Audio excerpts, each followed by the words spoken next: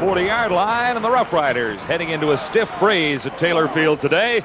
Will have decent field position to begin this drive. The man of the moment in Saskatchewan is Kent Austin, who has been awesome. Yeah, he really has. You know, he's only played 6.5 games this season, and those are his numbers. Pretty incredible when you consider that fact. And if you, of course, projected that out over an entire season, it'd be awesome. 1st and 10, Saskatchewan beginning at the 43. Austin dumps it off for Milson Jones. He couldn't handle the pass. Here's the way the Riders line up offensively with Bob Poley back in the lineup after missing last week. And it's a veteran group up front to set the stage for runners like Jones, with Aldag and Poley the guards, Vic Stevenson and Jaskis the tackles, Mike Anderson at center. Outside, Byron Williams, Don Narcisse. Inside, the two great slotbacks, Fairholm and Elgard. And the runners are Lucius Floyd and Milson Jones. 2nd and 10.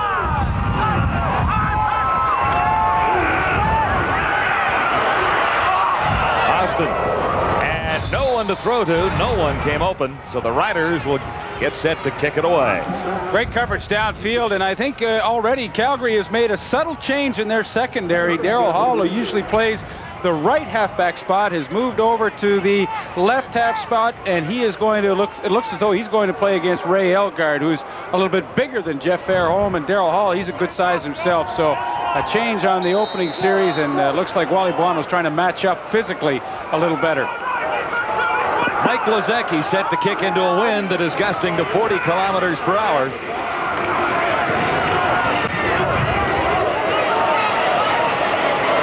And a decent kick taken by Sapunjas, who's nailed at the 40 by James King.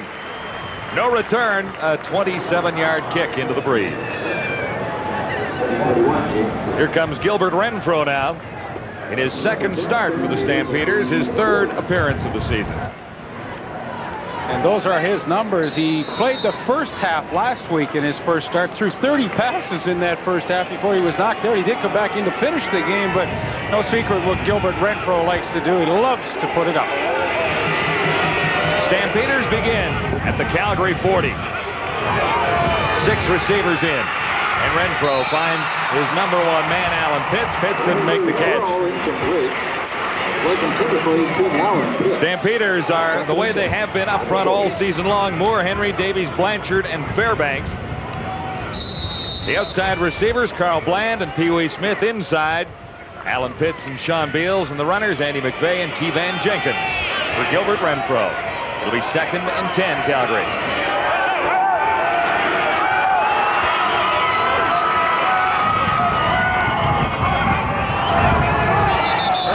Draws a flag, and it looks like it'll be procedure against the Stampeders. Ken Lazaruk is in charge of proceedings this afternoon at Taylor Field.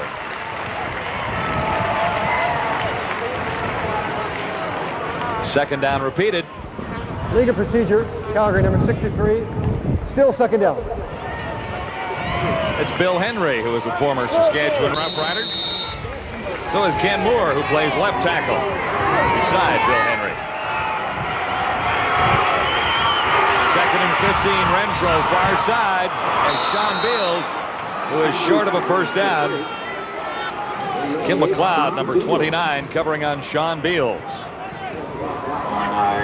Calgary Stampeders putting 5 receivers out into that pass pattern, and good blocking up front, good pocket form for Gilbert Renfro. He picks up Beals, who makes a nice catch, but unfortunately, with 2nd and such long yardage, he comes up a little short. Now, interesting decision for Wally Buono.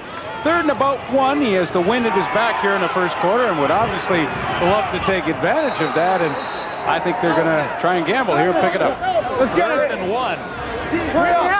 That's the pressure of having the wind at your back. Probably under normal circumstances, he'd kick this thing away, but he knows they got to make some hay while they have this wind. The Roughriders slightly confused with the Stampeders gamble here. Kevan Jenkins, and he'll have the first down and lots to spare, brought down by Glenn Suter, the Saskatchewan safety, number 27. Down by 27. 17 yards for Keevan Jenkins. You know, when you have that kind of confusion on defense, you just can't dig in and get some good penetration. They've got none. Jenkins bounced it to the outside, and what was a pretty critical play looked pretty easy as Keevan Jenkins bounced at the outside and picked up the first down. Keevan Jenkins averaging 4.3 yards per carry. It is 1st and 10. Stampeders, Jenkins once more. And Albert Brown forced him out. The gain is 7. Early in the opening quarter, no scoring so far. Roughriders have been tinkering with their defense lately. Dixon, at one spot up front, has been in the lineup a couple of times. They had King, Lowe, and Brewster. And Hairston and Brown the corners, Hall, McLeod, and Suter in the secondary. That's the best defense the Saskatchewan has put on the entire season, put on the field. Andy McVeigh makes the catch and has a Calgary first down. The gain is 5. Forced out by Eddie Lowe. Boy, Gilbert Renfro on the opening drive here looks awfully comfortable. Second and short yardage situation, picks out his back. That's a good matchup. Andy McVeigh on Eddie Lowe. Eddie Lowe has to come a long way from the middle to catch up with Andy McVeigh. Gilbert Renfro read it quickly, delivered the ball quickly, and they look pretty sharp. Stampeders march continues. 1st and 10 at the Saskatchewan 32. Renfro with time. Over the middle, wide open. And inside the 10-yard line, Sean Beals is brought down by Glenn Suter. Sean Beals moving in on 700 yards receiving this season. 25 yards there. He works awfully hard to get open here, too. One-on-one with Kim McLeod, the newcomer in that secondary. Actually, his 4th start, but a little push-off at the end. Gains some separation for Sean Beals. Good catch. He's second of this drive, and Calgary really marching the ball nicely down the field. 1st and goal to go, Stampeders at the Saskatchewan 7. Renfro has a man open. It's Alan Pitts. And Hall comes up to make the stop. Good defensive play. Pitts picks up a couple. Really is an interesting matchup. 6'4" Alan Pitts against 5'6" Richie Hall. And that time Richie Hall did a nice job staying with him. Those are Pitts' numbers for the year. And just to relate, Terry Everton, who is the all-time leading Calgary receiver, Pitts needs just 50 more catches to break the all-time record. 96. 8th play in this drive. So far, 65 yards covered by the Stampeders. 2nd and goal to go, 5-yard line. And Renfro missed his receiver, Sean Beals, with Richie Hall covering on Beals. So the field goal unit trots onto the field. Calgary Stampeders trying to work a bit of a pick play. Here goes Pitts to the inside, and he's trying to actually get a piece of Richie Hall as he goes by. He does not, but the ball is overthrown, and although the Saskatchewan Roughriders gave up a lot of yardage on that drive, it looks as though they're going to get away with just giving up 3 points, and that's not bad for giving up that amount of yardage. Mark McLaughlin good on 68% of his field goal tries, and from 12 yards out, there is no doubt about that one. 9:10 to play in the opening quarter. The Stampeders hit the board on a field goal by Mark McLaughlin. 3-0. Calgary leading Saskatchewan. Thank you. There are a number of key defenders in Wally Buono's defense, but perhaps none more important than a Chicago policeman who patrols the defensive line. Will Johnson, Wally Buono talked about his defensive end. Well, Will, since we've moved him to a weekend, has been a lot more effective, and what he's done for us is he's been giving us consistent play and big plays at that. I think he leads the league in sacks and also in tackles for losses. So for defense, that's a good character to have because they're usually second and long, and now the advantage goes to you. Will has come back this year, been a lot stronger and stayed away from injuries, and it's really helped him. 1st and 10 for the Roughriders. Ken Austin hands off to Lucius Floyd. And Floyd has a couple. The gain is marked at 3. The Stampeders say it's a loose ball. And recovered by Stu Laird, but there's no indication of that so far from the officials. Now, it is ruled as a fumble by Lucius Floyd, and Laird comes up with it. Well, what a break this is for the Calgary Stampeders. On the last drive, they kept it for over 4 minutes and picked up a field goal, and now with the fumble, the apparent fumble by Lucius Floyd, they'll get A turnover and a good shot at it deep inside Saskatchewan territory. Floyd breaks through. The hit comes from Finley, and then Kenton Leonard's in there. Alondra Johnson's in. It's hard to tell how the ball comes loose, but there you see it lying on the ground, and no question it was a fumble. The Stamps have a turnover. And a 1st and 10 Calgary at the Saskatchewan 38. Stampeders leading 3-0 early in the opening quarter. Gilbert Renfro hit as he threw.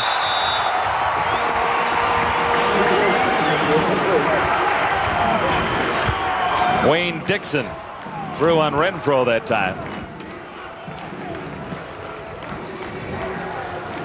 Wayne Dixon came with Donnie Matthews from Orlando of that World Football League, World League of American Football, rather. And a number of players, of course, come into the Canadian Football League, having played in that league this season.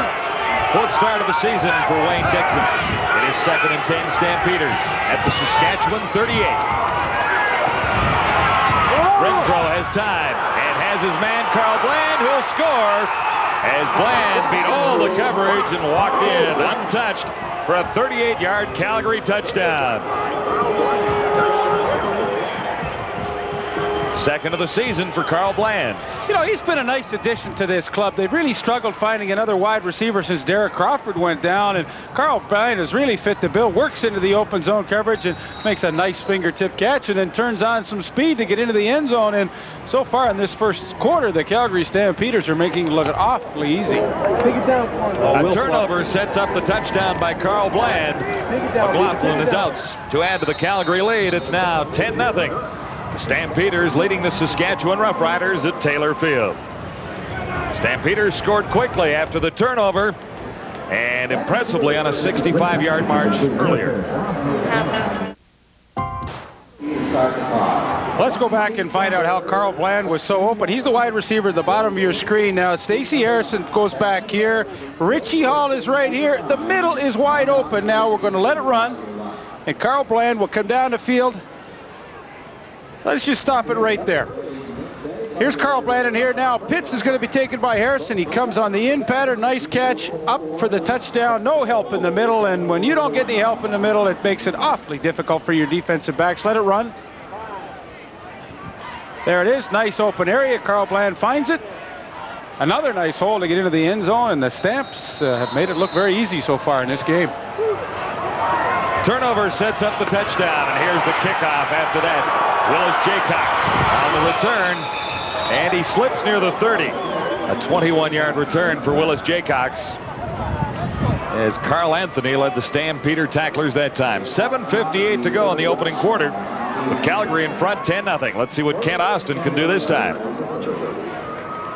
Well, I don't think he wants to find himself get too far behind in this football game. Calgary Stampeders coming in. They're not 9-3 because they can't hold a lead. I mean, they're a good team at holding the lead, so Ken Austin has to try and get something going here.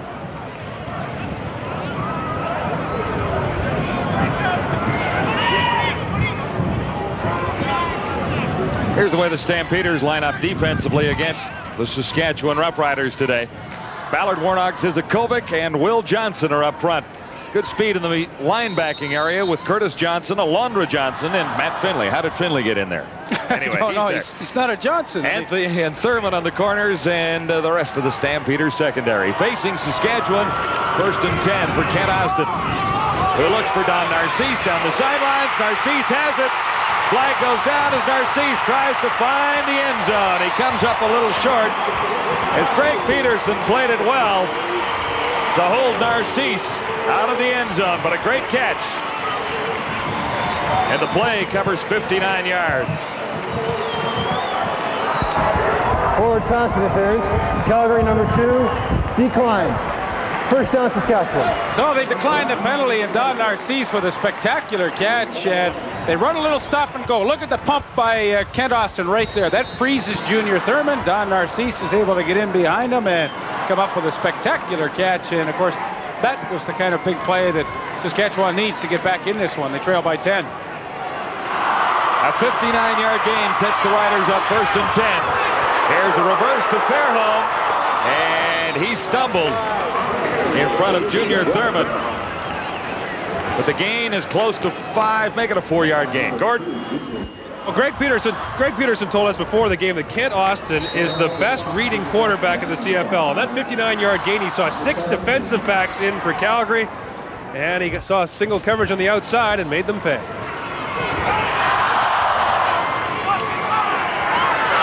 From the 17, second down and 6. Austin to the end zone, Fairholm couldn't catch up with it. 3 touchdowns last week for Jeff Fairholm. And that was one of the plays that he scored on last week. It takes it to the inside on the post and then back to the corner, and Carl Anthony, number 19, could not stay with him, but throwing into that wind, Austin put a little extra on it, and he just couldn't connect with Fairholm. But Gordy's right. The Calgary Stampeders are going with 6 defensive backs back there, and kicking into the wind, Dave Ridgway from 24 yards away is good. The robo kicker good on 33 of 40 field goal tries on the season, and the Riders are on the board, trailing by a touchdown now. That was a real positive statement by the offense, too. They were falling behind 10-0, and they really needed to try and establish something. They did with the big play to Narcisse. Ridgway gets the field goal, and Saskatchewan gets right back in this game in a hurry.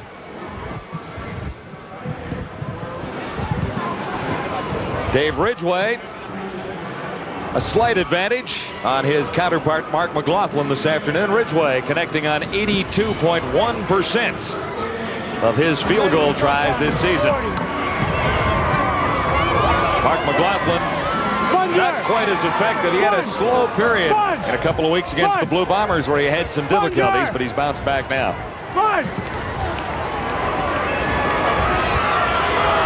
Now, interesting formation as the Riders get set to kick. Ray Elgard is the lone man on the left side of the field, but they send it deep anyway. And this is Errol Tucker on the return. The return draws a flag, and Tucker is dropped near the 45.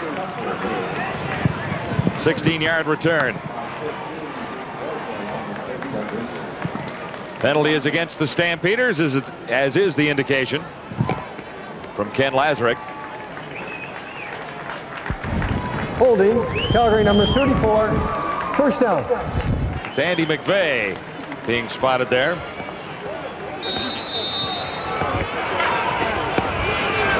So the Stampeders begin this drive just across the 30 at the 31 with 6:15 to go in the opening quarter.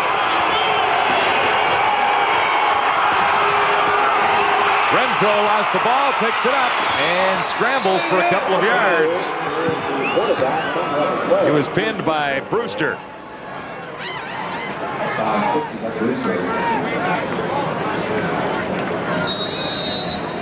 Yeah, he never really got the handle on it coming away from the center. I think he did a great job to pick it up and gain a few yards on that one. 2nd and 8. Stampeders from the 33.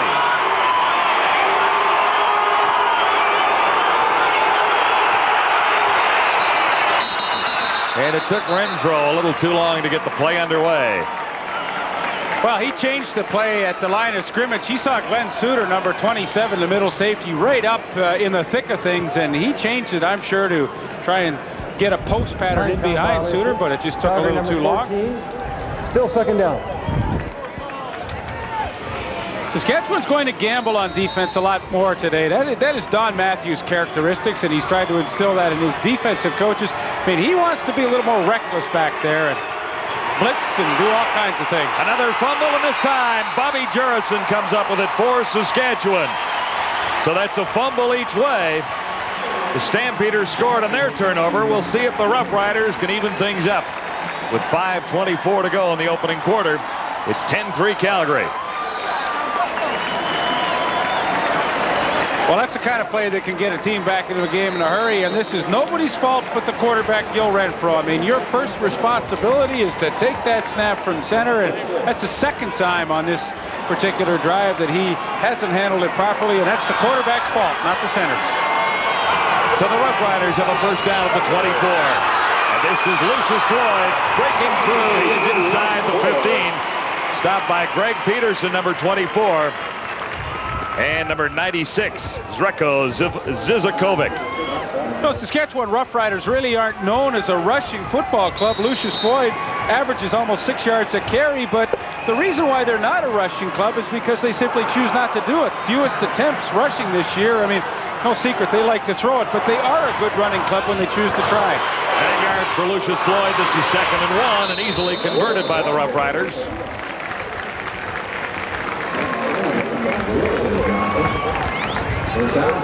Floyd has the first down.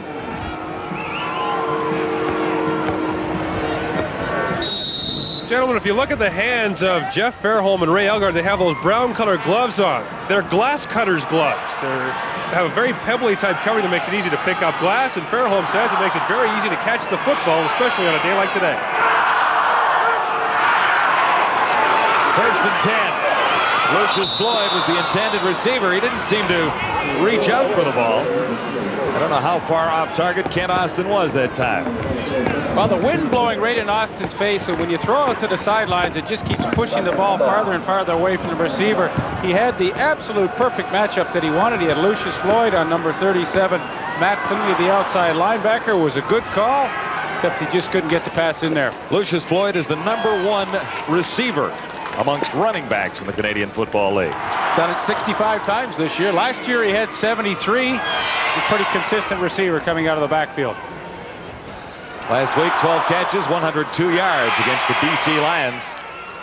That was a pretty productive night. Everybody had a pretty productive night as far as receivers were concerned. And Austin fired 6 touchdown passes. Calgary number 96. First down, Saskatchewan.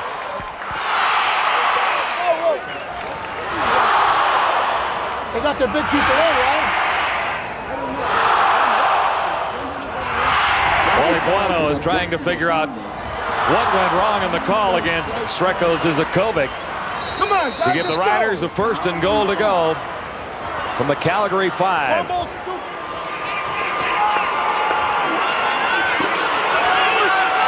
Stampeders lead by a touchdown. The Riders have 3 cracks at one from the 5-yard line. Austin stands in and fires high for Narcisse. Penalty markers are down. Junior Thurman covering on Don Narcisse. And another penalty against Calgary. It'll be half the distance to the goal line. Or down to the 1, I should say. Forward pass interference. Calgary number 2. First down, Saskatchewan. Well, Calgary's determined they're going to get Saskatchewan back in this football game. Fumble by Gil Renfro, the turnover, now a couple of penalties. It's going to be 1st and goal at the 1, and no question about this one. Junior Thurman arrived before the ball did and made contact. Pretty easy call for the officials to make. 1st and goal to go. The Roughriders are at the Stampeder 1. And Austin keeps himself. Another flag comes down. But Austin is into the end zone. Offside, interior line of Calgary, decline. The touchdown will stand. So each team now takes advantage of a turnover. The fumble by Renfro ends up in a Kent Austin touchdown, and of course the Lucius Floyd fumble earlier ended up in a Carl Bland touchdown, and we are 1 point away from a 10-10 ball game here in the first quarter. Good surge by the offensive line of the Saskatchewan Roughriders allows Austin into the end zone with that touchdown. And Ridgway hasn't missed a convert since about 1984. So it's an automatic tie. Has he ever missed one? I don't think he has. No. Yeah, but you still 10-10 as Austin takes advantage of the turnover. You're taking out Sam. So it's just like a balanced formation to you. Read hot off Will Mack, and the halfback's on you man-to-man. All right, you can beat him. He can't cover you. All right? All right, we'll look for that coming up when the Riders get possession once more. It's all even at Taylor Field. 10-10 in the opening quarter.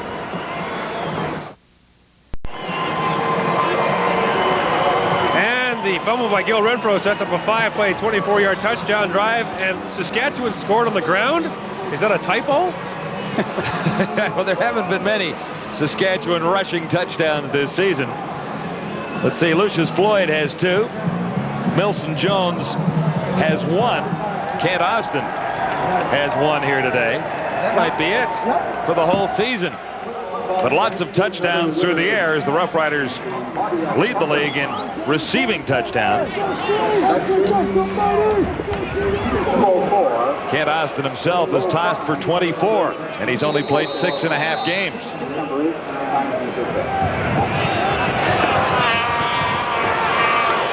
Ready for the Stampeder return. This is Pee Wee Smith trying the outside. And the first man down, Jeff Treflin, grabbed a hold of a leg, and penalty markers come down. I think Smith might get charged with objectionable conduct.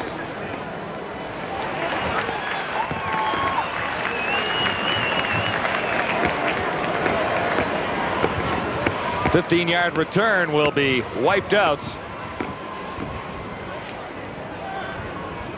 All even at 10. Objection of conduct. Number 86, Calgary. First down. So the Stampeders are back at the 35. There's Andy McVeigh getting a good block on Eddie Lowe to open up a seam for Pee Wee Smith, and then it all comes back when he pushed the ball into the face of Ray Elgard, who just made a pretty nondescript tackle on him. Renfro down the sidelines for Carl Bland. Stacey Hairston was covering number 2.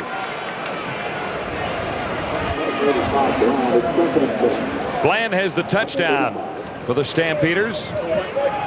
Gil Renfro is better than 50%. 84 yards and 1 touchdown so far. Now, if we could just get him to take the snap from center and not fumble it, he'll be all right. Fumbled twice. Once was a turnover that led to Saskatchewan's touchdown. 2nd and 10. Stampeders at the 35. Renfro stands in, and it's almost picked off. Glenn Suter had a shot at it, and that would have been his 6th interception. Alan Pitts was the intended receiver. Well, that's what you want from your middle safety, and Glenn Suter is as good as any in the league at doing this, to sit back in free coverage. You're going to see it right in the middle of your screen. There's 27 Suter. As soon as the ball is in the air, he is breaking on it. He almost makes the interception, and that is good play by your middle safety. Some pretty good pressure at the end as Renfro steps up. Bobby Jurison and Gary Lewis have a little team meeting right there. Banich almost had the kick blocked. Here's Willis Jaycox on the return, still going, as Jaycox gets out across the Saskatchewan 50.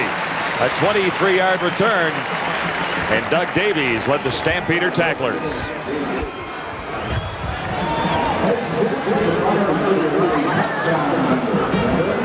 Well, we were going to watch this matchup this afternoon, Jeff Fairholm versus Darrell Hall, but it hasn't materialized yet because Hall's flipped sides, hasn't he?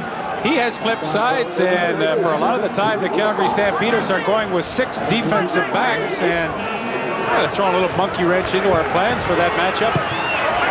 This is Fairholm, and Greg Peterson was covering on Jeff Fairholm. Well, we're seeing some nice play from the safeties on both sides. Suter with 1 on the last series by Calgary, and now number 24, Greg Peterson, was right there as Fairholm. Looks like he's open initially, but when the ball is in the air, the 1990 All-Canadian middle safety Greg Peterson reacts to it, and he makes a nice play. 2:22 to go in the opening quarter. 4 receivers to the far side of the field for Austin, who comes underneath for Don Narcisse in front of Junior Thurman, and that will be a Saskatchewan first down. That's great strategy by Kent Austin. He's putting 4 receivers to the wide side of the field, and with Calgary and 6 defensive backs out there, he knows he's going to get 1-on-1 back to the weak or short side of the field with Don Narcisse, and that is exactly where he is looking as soon as he drops back in the pocket. Junior Thurman with pretty good coverage, but Narcisse still able to make the catch and pick up 14, but shows you the smartness of Austin. He is really controlling things out there now. 1st and 10, Saskatchewan. At the 44, this is Jeff Fairholm, and Fairholm is forced out by Junior Thurman after another Saskatchewan first down, and a big game for the Roughriders. 26 for Jeff Fairholm. Okay, here's Wilson Jones, the fake here. Fairholm's going to come around. Watch Vic Stevenson, the right tackle. He kicks out, great lane, let it run. Boy, this is a nice looking play. Look at the block there by Vic Stevenson. That is pretty. Jeff Fairholm, running back. That sets up a Rider first down. Lucius Floyd carries inside the 15. 6-yard gain for Floyd.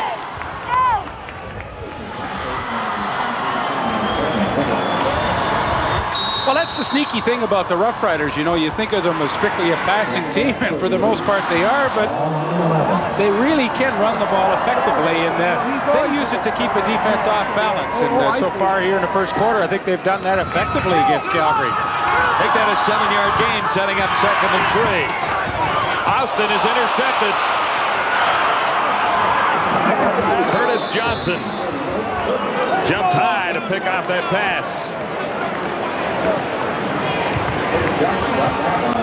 13th interception tossed up by Kent Austin. First CFL interception for Curtis Johnson. One of the few times that Kent Austin really doesn't see a linebacker as he's trying to hit Ray Elgard. Curtis Johnson kind of just hung in that little area and all of a sudden jumped up at the last second, comes up with his first interception. And so it looked like a pretty promising drive once again by the Saskatchewan Roughriders is nullified by their second turnover. 25 seconds remaining in the opening quarter. 1st and 10, Stampeders from the 22. Alan Pitts makes the catch in front of Richie Hall. I think it's really important that Saskatchewan mix up their coverages this afternoon against an Alan Pitts. If they're going to leave a guy like Richie Hall alone one-on-one with Pitts for the entire afternoon, it's going to be a long afternoon for number 7 Richie Hall right there. It's a definite mismatch physically. Speed-wise, I don't think Richie can stay with him. I think Saskatchewan has to mix it up and play a little zone on first down and not get stuck in man-to-man so many times. 2nd and 1. This should be the last play of the opening quarter. Andy McVeigh carries, and I'm not so sure he has the first down. That's it for the first quarter, and it's all even. The Stampeders and the Saskatchewan Roughriders all tied at 10-10. We'll send you back to TSN Control now with Teresa Hergert to find out what's going on between the Argonauts and the Roughriders. Dan Wicklow and the Calgary Stampeders got off to a good start in that first quarter as they had the early advantage. The first quarter statistic, though, reveal an edge to Saskatchewan in first downs and net yards. 2 turnovers by the Riders thus far, though. This will be 3rd down and a yard to go. The Stampeders did not quite make it the last try, and a penalty marker goes down as Renfro carries himself on 3rd and less than a yard. So we'll unpile the players and find out what has gone on here. Early indication is against Saskatchewan. Interesting gambles by Wally Buono. He gambled on 3rd down in the first quarter to try and keep the wind. Now in the second quarter, he gambles to try and keep the ball away from Saskatchewan. Saskatchewan number 77. First down, Calgary. That was Wayne Drinkwalter. Riders' first penalty of the day. Stampeders have 8. But the score is even at 10-10. And the second quarter just underway. Calgary 1st and 10. Beginning at the Stampeder 36. Renfro fired for Alan Pitts. And Hall was covering, but the pass was off target. Part of the reason there, Renfro was on the turf. Yeah, they've gone to a more or less a run and shoot look here with no backs in, 6 receivers out, and the quarterback, of course, is very vulnerable. Here comes number 50, Doug Brewster, and unless Renfro is able to get the ball off a little quicker than that, he's going to take some hits in that kind of a formation. Brewster's first game back, he was injured September 1st. 2nd and 10, Stampeders. Renfro down the sidelines, Pitts the intended receiver, and again, Richie Hall was covering on Alan Pitts. And again, Gil Renfro on his backside. Well, I love this matchup. It's like Butt and Jeff out there. Little Richie and Big Alan, but that time, Richie Hall stayed right on the hip of Pitts all the way down the sidelines, had perfect position, and he forced Renfro to throw the ball over top of him and outside, out of bounds. 3rd down. Into the wind for the first time, and it is not a terrific kick.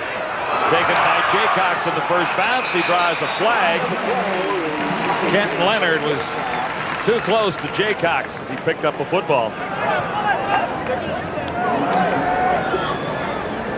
This could be a pretty good-sized penalty as far as Calgary is concerned. Already the Roughriders have great field position near the 50.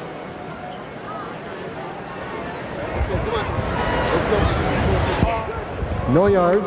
Calgary number 30. First down, Saskatchewan. So on the punt, Leith, the Stampeders net 10 yards. Not very much. Not a great deal at all, because it sets Saskatchewan up at the Calgary 44. Good fake by Austin. Elgard has his first catch of the day. Ray Elgard is inside the 25. And Darryl Hall makes the tackle after a 21-yard gain by Ray Elgard. Here's how it worked. Yeah, Darryl Hall is trying to be really physical with Ray Elgard. Here's Darryl Hall right here. Now you're going to see Elgard come into the screen. Now once Hall gets the push, Elgard moves to the inside. Let it run. Nobody picks him up. But that's what they want to do. Darryl Hall, that's why he is on Ray Elgard. He is on him to try and be physical, but he got the initial bump, but Elgard was able to get by him into the open area. Austin read it perfectly, and he picks up 21 yards. Now, he's a little shaken up at the end of that play, but if Darryl Hall is going to play physical with him, he has to get a much bigger piece of Ray Elgard at the line of scrimmage than he did on that last play. Elgard will be back as he heads to the sidelines now, after making his first catch of the day and setting the Roughriders up. First and 10, Stampeder 23. Those were, of course, his numbers coming into this afternoon's action. He's added that to that this afternoon, but 5 times in his 9-year career over 1,000 yards. That's pretty impressive. Austin on first down. Byron K. Williams was the intended receiver. Flip back one play now, and we'll see what happened to Ray Elgard. Well, it seemed at the end he made a super catch right here, and we'll see the tackle coming. Greg Peterson's involved. Darryl Hall is involved. So is Kenton Leonard. Well, so is Junior Thurman there. A lot of guys involved. There you see that's tough to tell. Right ankle looked like it maybe was trapped underneath. He'll be back, I am sure. Second and 10. Don Narcisse makes the catch, but he's short of the first down. Carl Anthony, number 19, was covering. The gain is 5 yards. Pretty good pressure up front from number 93, Kent Warnock, too, and that forced Austin to get the ball away just a little quicker than maybe he wanted wanted Byron Williams to get downfield a little farther, but Carl Anthony, he too was there waiting for him.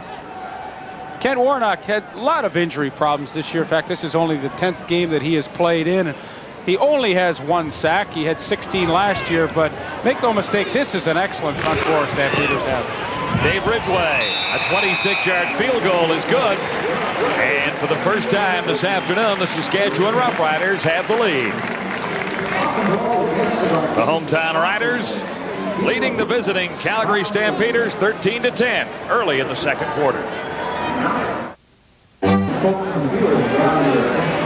Well, it's a little bit of a chilly afternoon here, but you got to bring your sleeping bag and get some comfy seats. Some of the youngsters looking out at Taylor Field.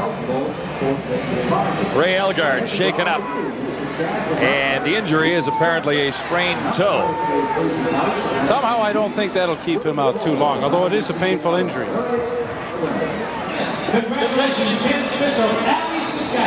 Riders have added a field goal, Dave Ridgway's second of the day, and Saskatchewan has taken the lead at 13-10.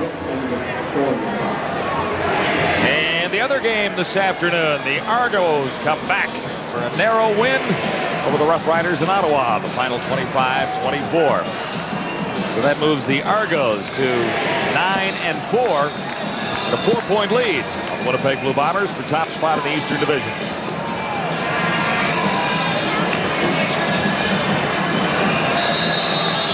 Gilbert Renfro is ready to lead the Calgary Stampeders. First and 10 from the 35 after the field goal. Evan Jenkins. Bobby Jurison wrestled him down from behind. Good defensive play by number 71. Well, usually if a defensive end takes the inside route on a sweep play to the outside, you get burned. But Bobby Jurison has such great speed, he is able to get away with it. He comes underneath the block to the inside. Kind of a no-no as a defensive end's play is concerned, but he has the speed and quickness to haul down Jenkins from behind. That's a pretty impressive play by Bobby Jurison. The loss is 2, second and 12, Calgary. Renfro will throw. He has time to do so, looking for Sean Beals, who couldn't get over to make the catch. McLeod was covering. That's Kim McLeod.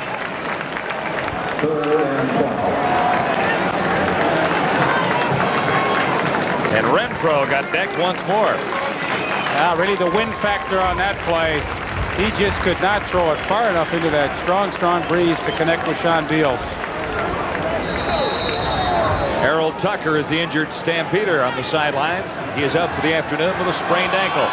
Tucker is listed as a backup. A designated import today. Jaycox will have a chance to make a play on this. Looking for room to the far side. Can he outrun Sapunjas? Not likely. Dave Sapunjas, good coverage on Willis Jaycox, who ran a long way to lose a yard or two. Well, I didn't think David Sapunjas was that fast, and he is able to stop. I mean, these guys are going flat out now. It's who can outrun the other, and David Sapunjas with some very impressive speed catches Jaycox, and that is good coverage by the Calgary Stampeder punt cover team. But back to that Harold Tucker injury, that's a big injury for them. They wanted to play 6 defensive backs, and now they're not going to be able to do that for the rest of the day. On first down, Lucius Floyd is brought down by Will Johnson. The loss is a yard. There's Harold Tucker, and he was going to be a big part of their plans this afternoon in that 6 defensive back setup that they wanted to throw against the Saskatchewan offense. But he will not return. He's from Utah in his first season with the Stampeders. It's another guy that played in the World League of American Football with Don Matthews, in fact, down in Orlando. Austin's numbers not that impressive so far. Sideline toss for Don Narcisse, and that was off the mark too. The Roughriders have the wind at their backs for the second quarter and lead at 13-10 on Calgary. Junior Thurman had that one interference call in the end zone, and of course Don Narcisse got in behind him on one pass play, but for the most part, he has been really challenged this afternoon by Kent Austin, and he has done a pretty good job with Narcisse. That time, perfect coverage. Mike Lozecki is set to kick with the breeze at his back, gusting to 40 kilometers an hour as the game began at Taylor Field today.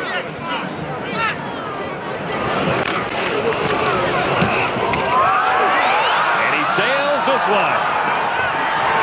Return for Calgary. This is Pee Wee Smith looking for room along the sideline, and he has some. Hang on, he was ruled out back at the 27. Made it look good though, Leaf, didn't he? I thought he was gone.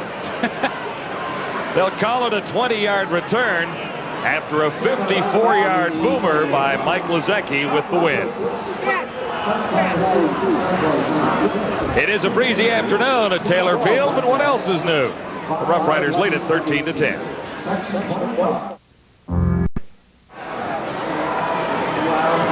Saskatchewan Roughriders are 3-2 under the new head coach Don Matthews. And before the game, James King talked about Saskatchewan's new head coach. Don Matthews has made a big difference in this team in that he's a motivator. I think he's maybe a little bit better motivator than John Gregory was. When he came in, he made a lot of quick changes. And got guys kind of stirred up and out of the comfort zone that they had gotten themselves into. And I think for that reason, that's the reason for our turnaround. Don Matthews is 3-2 since taking over the Saskatchewan Roughriders August 22nd. The Riders could easily have won all 5 games. Well, maybe not easily, but they could have won all 5 games. They've scored some points and lost. A couple of weeks ago, scored 47 points and lost. 1st and 10, Calgary. Stampeders beginning at the 27. Gilbert Renfro on target for Sean Beals. Glenn Suter over from his safety spot to make the tackle. And Beals has 19 yards. The run and shoot style offense for the Calgary Stampeders this afternoon, and James King has to get all the way out there because he's got Key Van Jenkins in man-to-man coverage, and boy, I mean, it's an interesting style of offense if you can get the ball out quickly. Stampeders 1st and 10 at the 45. Andy McVeigh was the intended receiver, and Doug Brewster was covering, but the pass was well over his head as Renfro ends up on his butt once more. Yeah, he does, because James King is coming on the blitz. He has had a lot of action here in the first half. He gets through clean, and once again, this doesn't get the sack, but as we've talked so many times this year, sometimes pressure is almost better than a sack. Force that ball to be overthrown. Gil Renfro very comfortable with run and shoot. Of course, he did that in Toronto years ago. 2nd and 10. Renfro should have the first down as Carl Bland makes the catch right at midfield. Stacey Hairston up from his left corner spot to make the tackle on Bland. Bland has the lone Stampeder touchdown. And a 10-yard gain here. He's also shaken up a little bit. He got it right in the funny bone, the elbow there. Stacey Harrison with the coverage on Carl Bland, who runs a nice hook pattern, and good delivery by Gilbert Renfro into the wind. Tough to tell how that happened, but Push it over. Let's go.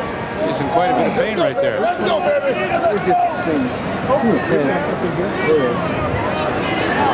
Not quite 10 yards for Carl Bland. It'll be 2nd and inches. 3rd and inches, I should say. 3rd down. Stampeders gambled early and won. That set up their first field goal. Or at least kept the drive alive for that. Renfro will have the first down. No penalty markers are anywhere.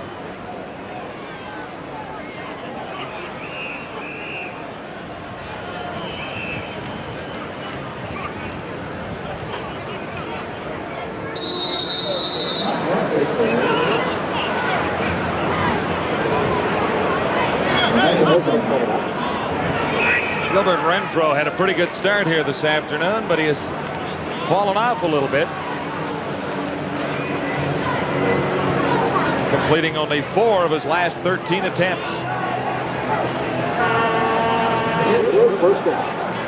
Well, I think the fact that he fumbled the exchange from center a couple of times on that one series really slowed his momentum down a little bit, but now gradually starting to get it back here as he has engineered a few first downs to keep this drive going. 8:01 till the half, with the Roughriders leading 13-10. 1st and 10 Calgary. Renfro is picked off. This is Richie Hall. And Hall gets it back almost to the line of scrimmage, stopped by Alan Pitts. 3rd interception of the season for Richie Hall. Hard to find a more popular Saskatchewan Roughrider than this guy. Well, he's always got a big smile on his face, and the Saskatchewan defensive backs, they know Renfro wants to get it away quickly when he takes that quick set. Richie Hall reads it, and as Pitts tries to go for the quick post, Hall steps in front and comes up with his 3rd interception of the year. But I think you have to give a lot of credit to Richie Hall. He's a KG veteran, and he knows that Renfro wants to throw it quickly, and he was there for the interception. Milson Jones makes the catch. He's short of the first down. Hey, Hop. Hi, Mrs. Yule. We're going to be all right. It's getting cold here and windy. Well, Richie Hall should be used to the cold and the wind at this time of the year in Saskatchewan. A little ugly up there right now. Oh, no. That's going to be a nice day. It'll work out just fine in sunny Saskatchewan. Yeah, right. The game for Milson Jones 8. This is 2nd and 2. Austin puts it on the far side. Wide open is Byron K. Williams. And the race is on. Williams forced out at the 2-yard line.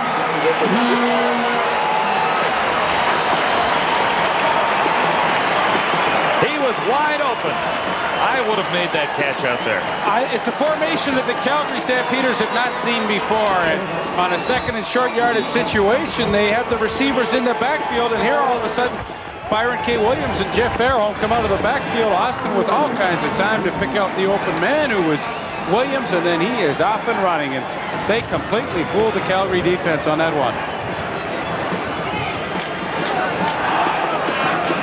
47 yards, and Austin did get some pressure too. Well, the pressure came so late, it really wasn't a factor at all. He was able to stand in that pocket, seemed like for an eternity, until Byron K. Williams came open. And of course, he picked him out, and he's excited. But when he gets in a rhythm, he is so much fun to watch. And that was the number for Byron K. Williams on that reception. Williams' 5th start as a Saskatchewan Roughrider.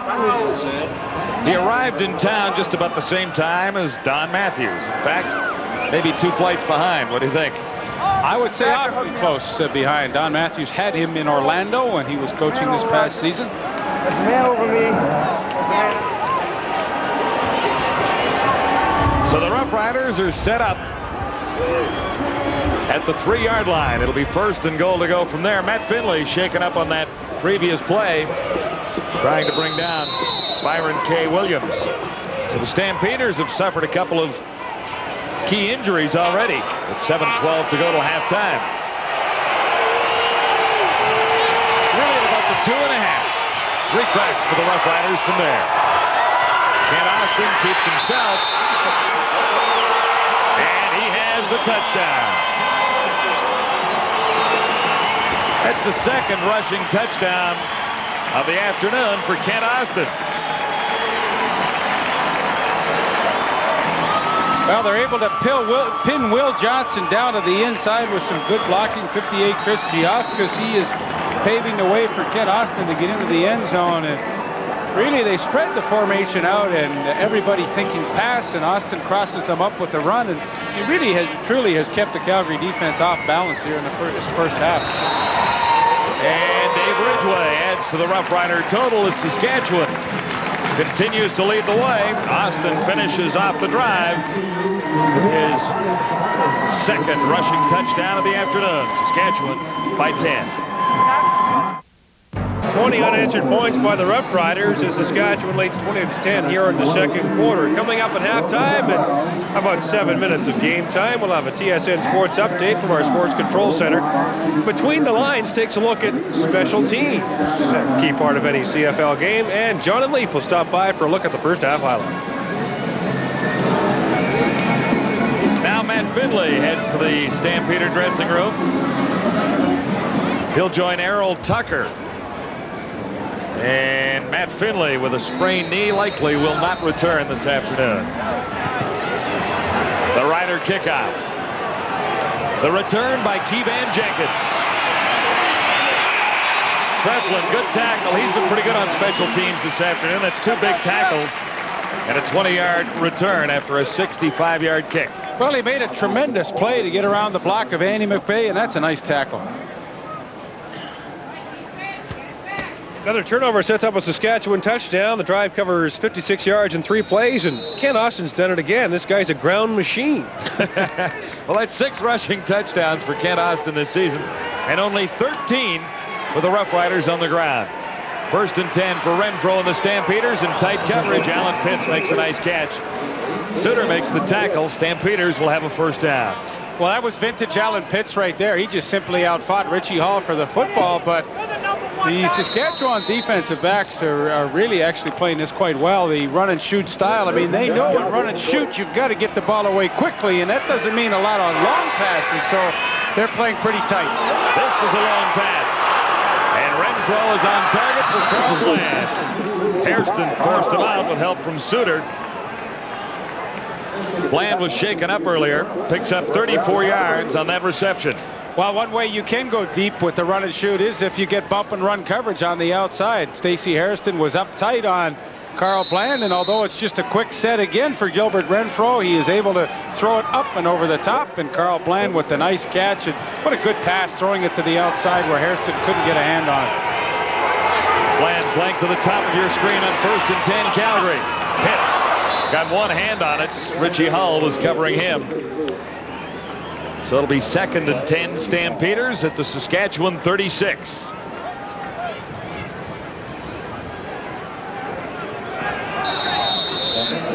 The 2nd meeting of the season for these 2 teams.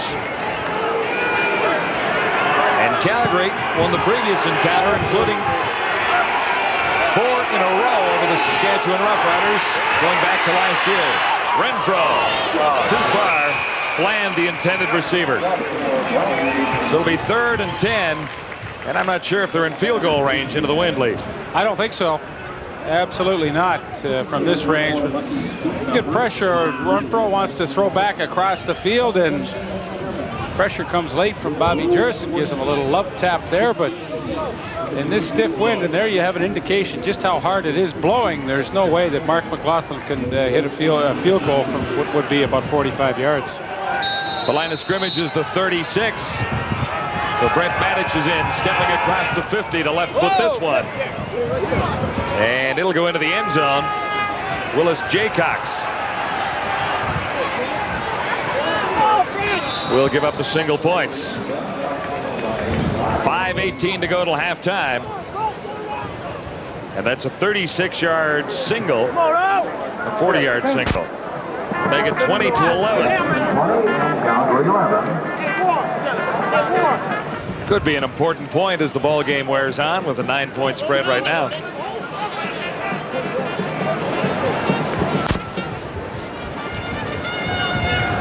Wally Buono has never lost to the Saskatchewan Roughriders in a year and a half as head coach of the Calgary Stampeders. Tell you what else is interesting about Buono. He is 14-0-1 when his team leads at halftime. Now, right now, with a little over 5 minutes left, they trail by 9.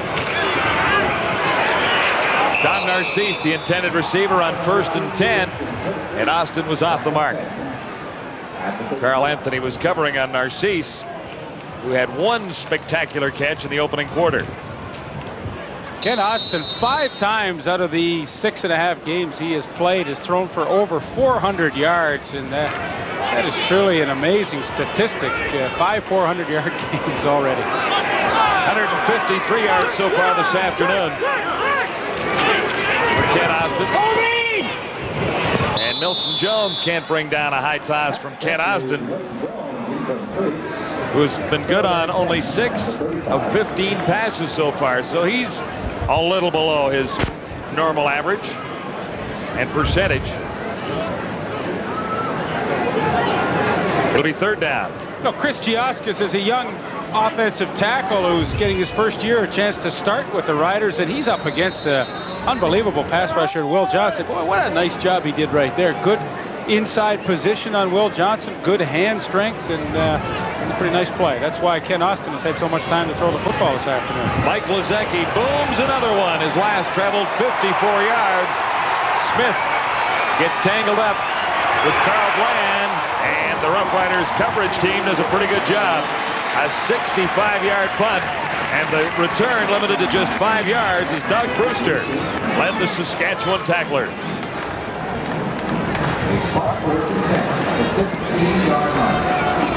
Who's got it? Those things with the wind, I mean, they come down like missiles from the sky. It's often so many times they are tough to catch. And as the weather gets a little colder, it stings a little more when that ball comes down. 20-11. Saskatchewan leading on 1st down. Flags are down as Sean Beals makes the catch. He's roughed up and wrestled out by Kim McLeod. 7-yard gain. 4:03 till the half.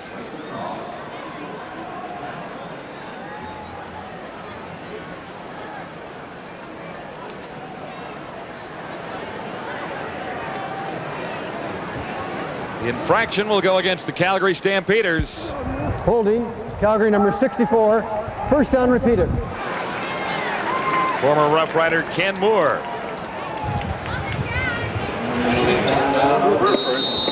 So the Stampeders begin this drive deep in their own zone. It'll be, or continue this drive, I should say, 1st and 20. Make it 1st and 17.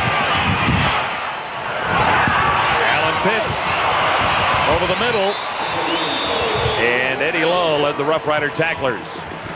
Boy, James King came in at the end and gave Alan Pitts a pretty good shot too as he was going down, but there's no question that Gilbert Renfro is very intent on completing those 8-yard passes over the middle to his inside receivers. Alan Pitts making that catch right there in front of Richie Hall, and did a lot of running to only pick up 4 yards. 2nd and 13.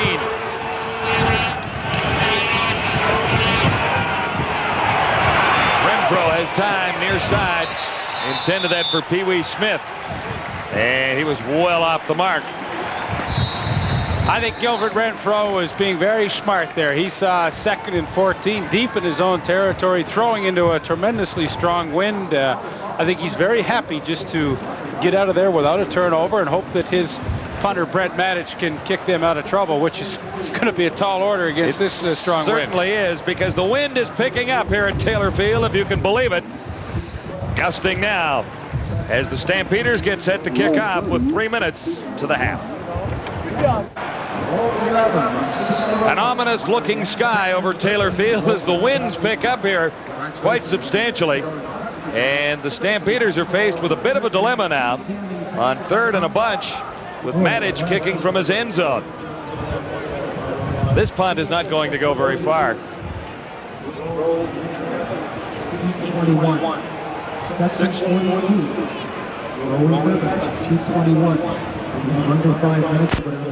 Gee, I don't want to be rude, John, but about 15 minutes ago you said, nah, it'll be a nice day here. It's raining, the wind is kicked up, and it's gotten a lot colder. And do you have your room up there? No, just get some more hairspray, Slick, and you'll be just fine down there. Yeah, you did say that it was getting nicer. Well, yeah, it's blowing just a little more here at Taylor Field. And for Brent Matic, this is not good news as he stands 5 yards deep in his end zone and prepares to kick. Yeah. That was the play that you were talking about, Lee. Giving up a couple of points. Well, I talked about it more at the commercial break than anything else, but in that situation, give up the 2, because to punt it at that point, you're really maybe going to net 15 yards or 20 yards. They still will, of course, have to give up the football to Saskatchewan, but give it to them a lot farther downfield. Yeah, the Riders were not showing much respect for Matic to kick. The only receiver out was Albert Brown, and he was standing near the Calgary 30-yard line. Well, there you see the flags, and the breeze really has picked up here in the second quarter. So giving up 2, it's a 22-11 ball game now. Saskatchewan leading by 11. I think that's a good coaching decision right there. You don't want to give up a free or easy touchdown. Now you can bring in your place kicker, Mark McLaughlin. He can nail the ball a lot lower than a punt would go, and hopefully your defense will play well for you. But I think from a coaching standpoint, that was a good decision.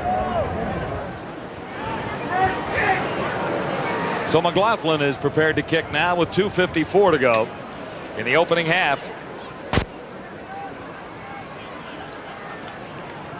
Calgary Stampeders coming in on 2 straight wins. The Roughriders have won 1 in a row in 3 of their last 5 games. Well, it was an impressive 1 in a row last week over BC. I like that, 1 in a row.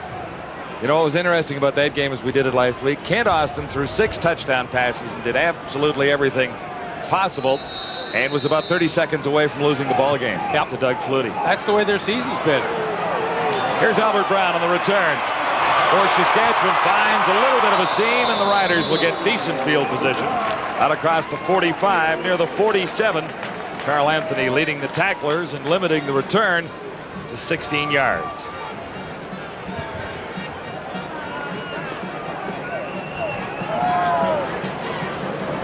Some bad news for the Saskatchewan Roughriders. Ray Elgard has a severely sprained toe, and he tells me he will not return to the football game.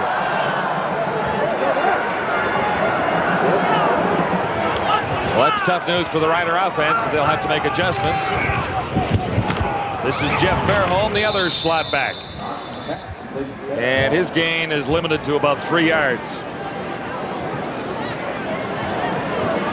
Bruce Boyko will take Ray Elgard's spot in the lineup. And 3, 2nd down and 7. All on the 50. First catch for Fairholm. And Elgard only had 1 reception before he went out. 2nd and 7. Saskatchewan at the Roughrider 50. Fairholm got 1 hand on it and almost brought it home. Linebacker Curtis Johnson was covering.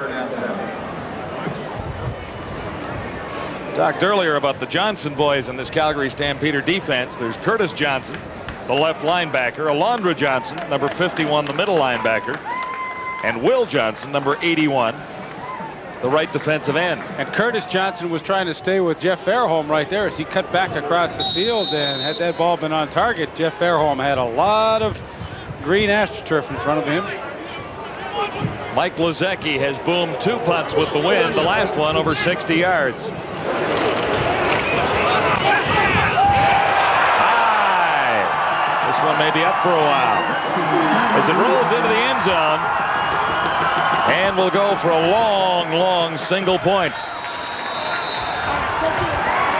A 78-yard single for Mike Lozecki. That The helps. wind has really helped Saskatchewan's second quarter.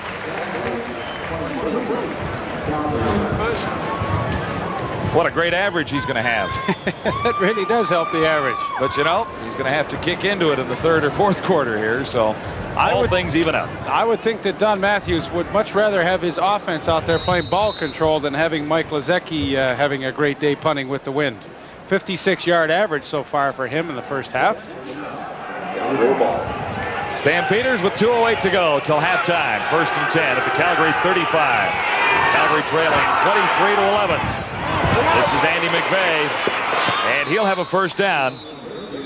Albert Brown forcing him out with Kim McLeod holding on. 14 yards for McVeigh.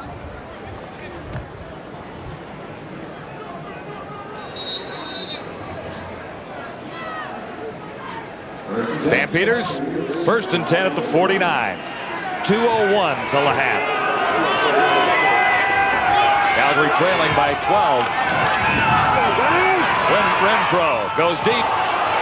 Hits, makes the catch. In behind coverage, he's dragged down by Suter at the 15.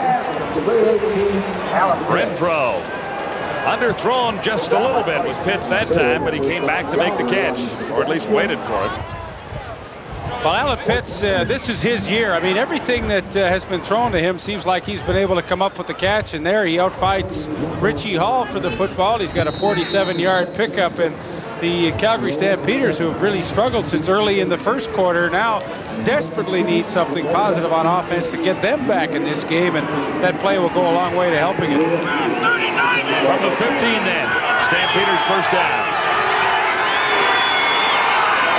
Renfro has it batted down. Dixon was pressuring the Calgary quarterback. Well, I think that's what Don Matthews and his defensive coaches want to see. I mean, if you're going to go to the run and shoot offense, we have to put some pressure on the quarterback. And Wayne Dixon that time got through. And, you know, if Gilbert Renfro is going to take that quick step, short step drop, we have to punish him as quickly as we can. 2nd and 10, Stampeders at the Saskatchewan 15. Renfro behind the intended receiver, Carl Blands. Coverage by Stacey Hairston, and again Renfro pays the price. Well, number 77, Wayne Drinkwalder, got through, and Gilbert Renfro has taken a lot of hits here in the first half. That's the style of offense they've chosen to go with today, and although it can be really effective and keep a defense off balance, at other times the quarterback can take a fair bit of punishment. Saskatchewan Roughriders lead the league in sacks with 38. They haven't any sacks on Renfro so far this afternoon, but they've had great pressure on him from the start. 22-yard field goal try, Mark McLaughlin. And he's good into the breeze to narrow the gap a little bit. It's 23-14. Stampeders open quickly. There's John Huffnagel, the offensive coordinator. That Rover has to run. He's got his slot, right? Well, okay. I know. Back goes, takes the Rover out of there, and then the slot comes down. I'll just say if I threw the high. Right there. But if the Rover's there, you don't have to throw high. There we go. Down the middle. High. Good job. I'm talking safety. You're talking safety. Safety's going to come. Safety's over. That's the strong side. I'm thinking if I have to throw high, if the Rover's on the line like it's going to come, I have to throw high. The slot going to be one. Yeah, but let's see, he's going to go up the field with the running back. The running back's going up the field. You know, you're not wrong, but you know, give it a chance too. Okay. John Huffnagel spent a little time here at Taylor Field in Regina back in the 80s in tandem with Joe Barnes. Remember when they called the quarterbacking duo J.J. Barnagel here because they would relieve each other at certain times, and you'd never really know who the starter was going to be week to week. They had some good success under Joe Farragelli. Yes, they did. That was quite a tandem. Yeah, drive it away. It's a jump ball here. It's been touched by the Roughriders, and the Stampeders may have recovered the ball. I think Greg Peterson has come up with the ball with 1:21 to go. Yes, number 24. That is a design play, and really a smart play. You know, Mark McLaughlin just kicks it up as high as he can into that wind. It will hang it up and almost come straight down. Now it becomes a jump ball situation between about 24 guys out there. And Calgary got lucky. They got the tip, and they get possession as Greg Peterson makes the recovery. I think that's a really smart play, taking advantage of having the wind in your face. First and 10, Calgary at the Saskatchewan 51. Stampeders trailing 23-14. Renfro on the roll and on target for Pee Wee Smith. His first catch.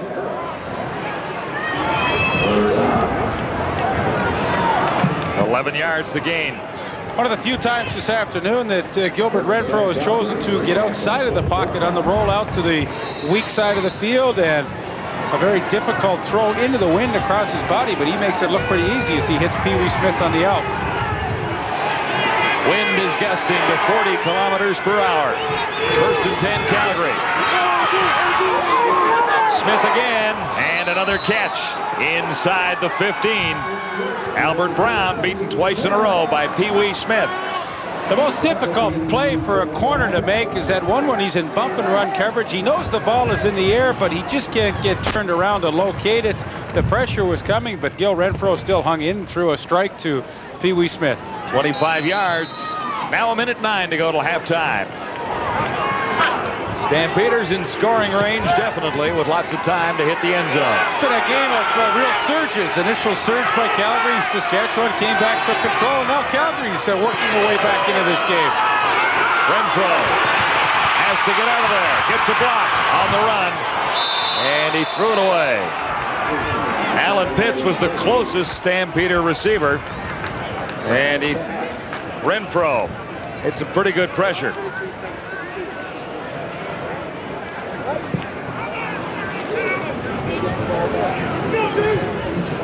Yeah, Richie Hall right on top of Alan Pitts and Gilbert Renfro. By the time Pitts game opened a little bit late there, Gilbert Renfro had been flushed from the pocket and threw it short. That's his NFL experience right there. If you can't get it in, don't take any chance of the turnover. Throw it right in the turf.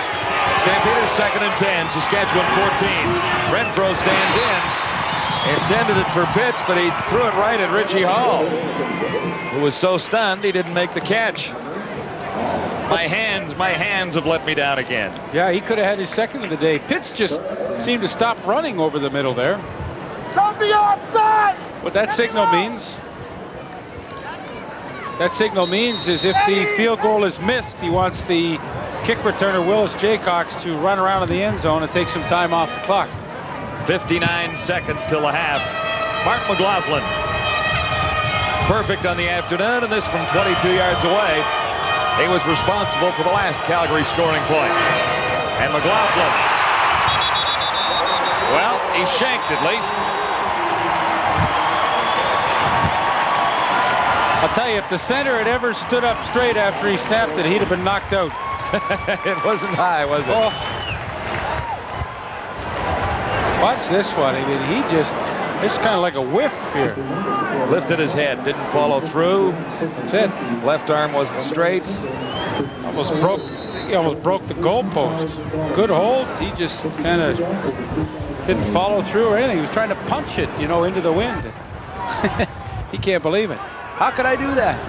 Well, he did do it, and it's 1st and 10 Roughriders with 55 seconds to go. Ken Austin, about a minute to get something going. He found Lucius Floyd. They rule it no catch. A pretty good hit on Floyd by Curtis Johnson.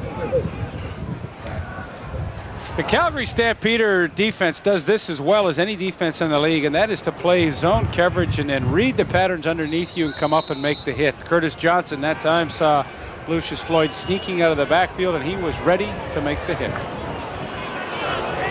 2nd and 10, Roughriders at the 25. 50 seconds till a half. Saskatchewan leading 23-14. Austin for Narcisse, and that was almost picked off by the other Hall, Darrell, number 7. The wind has fooled Ken Austin a bit here today. His numbers are not what we're used to seeing from Kent Austin. It's a tough day to 7 play of 19, quarterback. yeah. It's a very difficult day. You know, your thinking changes so quickly. Once you're with the wind, your thinking changes, and all of a sudden, let's say the quarter ends and you start going against it. Now you have a whole different philosophy of what kind of passes you want to throw, and it doesn't look like Austin really has been able to get into any kind of a groove this afternoon.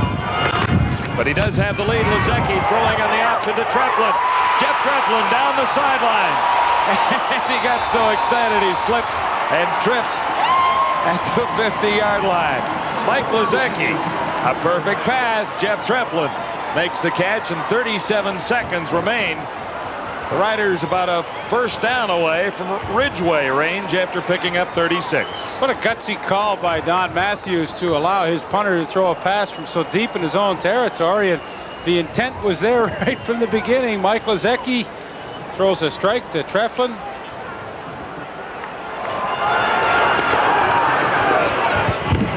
Lucius Floyd had it in his mitts and let it get away. 21 seconds till the half. It'll be 2nd and 10. Let's see Lozecki one more time here. Well, it wasn't pretty, but it sure was effective. Looked like a rocket launcher there. Whoa. Darcy Kopp almost got over in time, but big catch by Jeff Treflin and a nice throw by Mike Lozecki. Hunting season here in Saskatchewan, and that was a wounded duck. Austin. And Fairholm drops one now. That's 2 in a row dropped by Saskatchewan receivers. And it is 3rd and 10. Well, let's check in on Will Johnson, the sack leader in the CFL this year. Vic Stevenson, 62, the right tackle this time, working against him. And Will Johnson doesn't even get close. The Saskatchewan Roughrider offensive line doing a nice job protecting their quarterback, as they have done for the past couple of games. Have not given up a sack. I don't believe they've given up a sack yet this afternoon either. No, they haven't. Here's Dave Ridgeway from 56 yards away. He holds the CFL record at 60. This one is blocked, picked up by Suter. And with 11 seconds to go, the Stampeders will get the ball back, but have time for one, maybe 2 quick plays. It has been a bit of a wacky football game. Blocked field goals, shanked field goals. I think Sreko Zizakovic came in up the middle and got a big hand on that one. Suter was looking to throw there, and that would have been a miracle had he made a completion there after Lozecki's gamble paid off.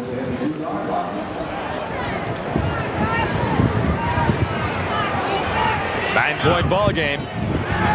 Gil Renfro with a first down for Calgary at the Saskatchewan 52. Down the side, Carl Bland. Albert Brown was covering, no penalty marker down. 5 seconds to go. One more play for the Stamps. Calgary had the early lead. It was 10-0 early in the opening quarter. And Bland has Calgary's only touchdown. Should be the last play of the half. 2nd and 10. Stampeders, one crack from the Saskatchewan 52. Renfro steps up. And it's almost intercepted by Stacey Hairston. No penalty markers anywhere. And that completes the opening half on a windy afternoon at Taylor Field, Regina. The Roughriders have stormed back into the lead. It's 23-14, Saskatchewan leading Calgary at the half. Basically, truck. Nearly 1,000 young band members on the field here at Taylor Field. Just what we needed. More wind. Welcome back to halftime here in Regina, where Saskatchewan leads it by a count of 23-14. You know, Wally Buono told us at the start of this season that anybody who can't make special teams can't play on his team. Special teams indeed are a key part of play in the CFL.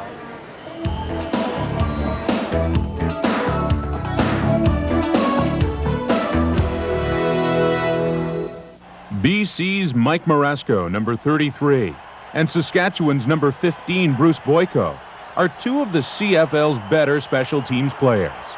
Marasco is a backup running back. Here's Jaycox on the return. Penalty markers are down as Jaycox stumbles and is grabbed by Mike Maresco. Kickoff. Boyko, a second-string slot back. Flutie stumbles and crosses the 40 to the 42, and he's pinned there by Bruce Boyko. Like most special teams players, both are Canadians who lack the skill to be starters, but have the desire to be good special teams players. Most of all, I think you got to be aggressive. I think all special teams players have to have a little craziness in them too. I mean, it's all out 100%, full out run, and just going down trying to knock some people down. It's not a finesse type of situation. You just got to go out and say, I'm going to beat the guy over me, and it's really a gut check and nothing more. I think he's got to have the ability to say, okay, I have total disregard for my body. I'm going to run 60 yards as fast as I can run, throw my body into somebody's bigger's body, and after he's run 25 yards. Coach Reinbold is the creator of the Black Death T-shirt. It goes to the member of the Lions special team who makes the most hits each game. We keep track of points, and then we also keep track of knockdowns. And at the end of the year, the guy who gets the most knockdowns is going to be crowned the King of Pain, and we're going to treat him like a king on a big weekend out in Vancouver. So, you know, again, they're just little things that we do to try and say, hey, we're something different, we're something special, we're part of the entertainment thing, we're going to entertain you. So on third down, don't go get a beer and a hot dog, because who knows what might happen. Mike Maresco is one of the contenders for King of Pain. I think I'm a nice guy. I'm all right. But as soon as I put the helmet on, I like to go out and hit somebody. I'm looking for any type of contact. I mean, I'm running down 100 miles an hour and just going out crazy. If the Saskatchewan Roughriders had a similar competition, Bruce Boyko would also be a potential King of Pain. Once you get a taste of it, like punt cover is one of my favorites, and it's a lot of fun. And if you like competition, you'll enjoy playing special teams. The great collisions in football don't happen on the line of scrimmage. They happen on the special teams. And, you know, that to me is the beautiful part of it. You know, the violence of it, the aggressive, brutal part of the game really happens on the special teams.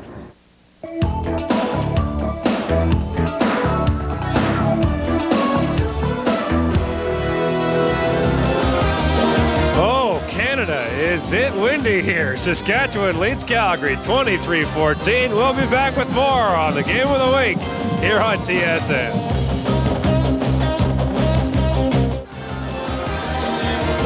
It's a 9-point lead for the hometown Saskatchewan Roughriders. They try to keep their playoff hopes alive here in the CFL in 1991.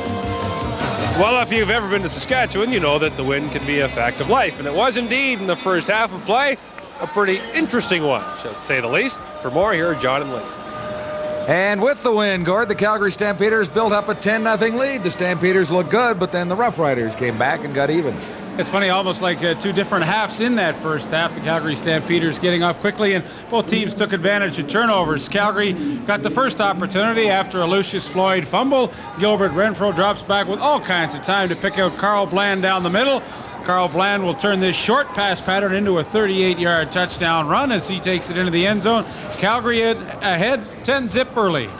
Saskatchewan Roughriders not using their prime receivers early in this ball game. Of course, Elgard is out, but here, B.K. Williams on the end of a Kent Austin pass. It's a formation that Calgary hadn't seen before. All the receivers coming out of the backfield, and he was left all alone, and that really was 47 yards down to the 1-yard line. That set up Kent Austin's second touchdown of the afternoon. Now here's a fun play. Saskatchewan deep in their own zone on 3rd and long punting situation. See that right hand up in the top corner? That's Jeff Treflin's hand. He's going to start to wave it, and what that indicates to Lazecki is, hey, nobody's covering. Lazecki claps. Now everybody knows that when he's clapping back there that the punt pass is on, and now the fun starts. Darcy Kopp almost gets to it, but that was a pretty gutsy call late in the second quarter that Saskatchewan was able to complete. They didn't get any points as a result of that, but I thought a pretty good call nevertheless. Interesting matchup here when we look at the offense and defensive setup for Saskatchewan and Calgary. Well, you know, the Calgary front four is a very much feared front four throughout the league. Will Johnson, coming into this afternoon's action, leads the league in sacking the quarterback, but the offensive line of the Rough Riders. That time it was Vic Stevenson. I thought did a great job protecting their quarterback. And, you know, that's a tough thing to do. You've got your Doug Flutys and guys like that run around and buy themselves some time. But when you have the Kent Austins and the Gilbert Renfros, they drop back and puts a lot of pressure on your offensive line. I thought Saskatchewan's offensive line had a good first half. And the wind is definitely a factor here at Taylor Field this afternoon. Kent Austin's numbers are a little bit down, but the Saskatchewan Roughriders are up 23-14 on Calgary.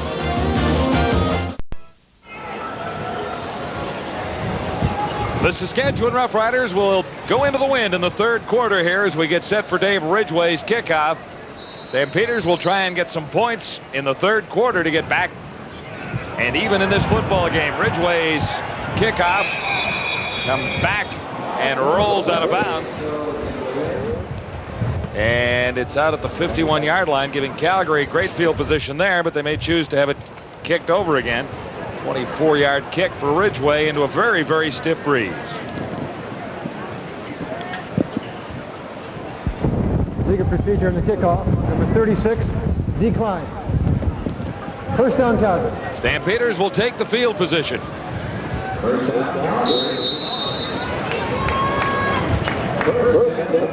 First and 10, Stampeders. Beginning at the 51-yard line. Trailing 23-14 to Saskatchewan. Keevan Jenkins finds a big hole, and he is gone. No penalty markers as Keevan Jenkins takes it all the way to the end zone. So that changes the complexion of the football game rather quickly as we get the third quarter underway. A 59-yard touchdown by Keevan Jenkins. Well, Calgary not really known as a team that's going to run the ball down your throat, but that time a quick hitter, and Doug Davies the center, Billy Henry the left guard. They open a huge hole. There you see it. And Keevan Jenkins, nobody there waiting for him in the secondary, and he is off and running. No one will catch him from behind. So the Calgary Stampeders start the third quarter off with a pretty big offensive play. Big play. Point after is added by Mark McLaughlin. And all of a sudden, Calgary right back in the game. Trailing by 2 points, 23-21.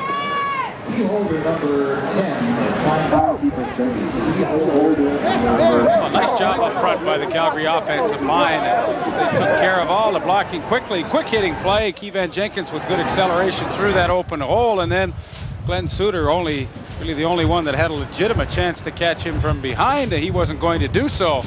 But the Calgary Stampeders quickly get themselves back into this ball game. Less than a minute gone in the third quarter, and the Stampeders trail by 2. 59 yards by Keevan Jenkins.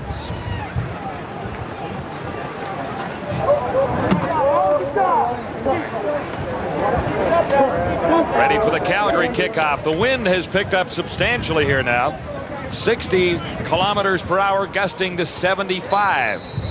So watch this kick by Mark McLaughlin. Sailing right over Albert Brown's head.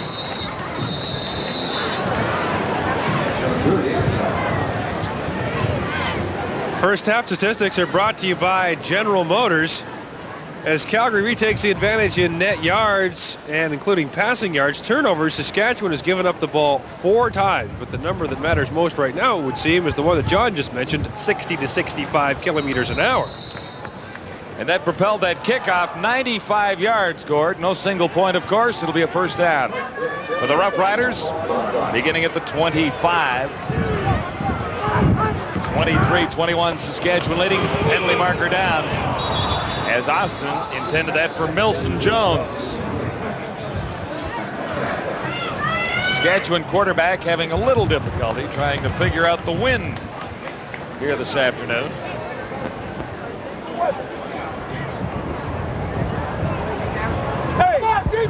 Offside, Calgary number 93. First down repeated. It'll be 1st and 5, and that was Kent Warnock. Offside.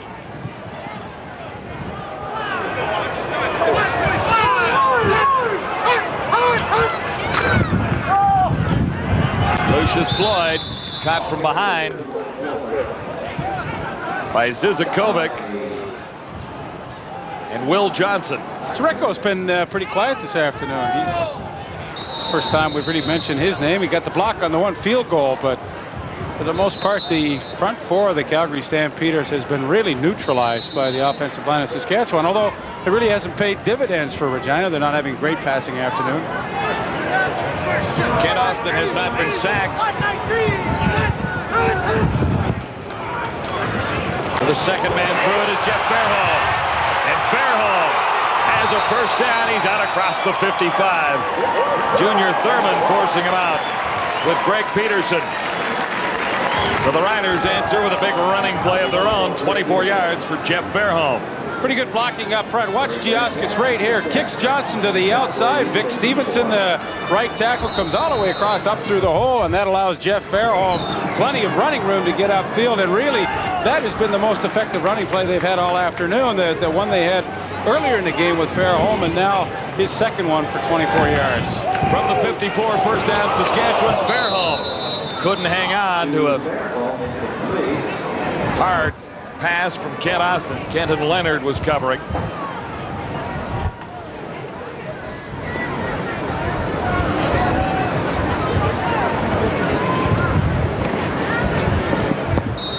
.14 to go in the third quarter. Second and 10, Roughriders at the Calgary 54. Kent Austin good on just 7 of 22 passes, 156 yards. This time he lost the ball and loses yards. A bundle of them on second and 10. The Johnson boys meeting at the quarterback, Curtis and Alondra. Well, it took a fumble by Kent Austin for these Calgary Stampeders to get their first sack of the afternoon. That's the first given up by the Roughriders in what, 2.5 games? That'll be 3 games, I guess. We look at the stage of things right now. Into the second half here. And it wasn't the offensive line's fault. Absolutely not. Lozecki kicking into the wind. Not a bad effort. Rolling out near the 50.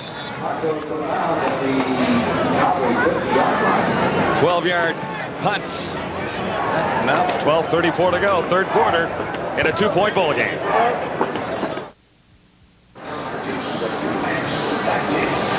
The quarterback comparison so far, Gilbert Renfro 15 of 35, 243, and Kent Austin having a bit of a subpar afternoon, 7 of 22 for 156 yards, and 2 rushing touchdowns for Kent Austin so far as the Roughriders continue to hold on to the lead at 23-21. Phil Kershaw, the president of the Saskatchewan Roughriders and chairman of the CFL Board of Governors, has joined us in our broadcast location here.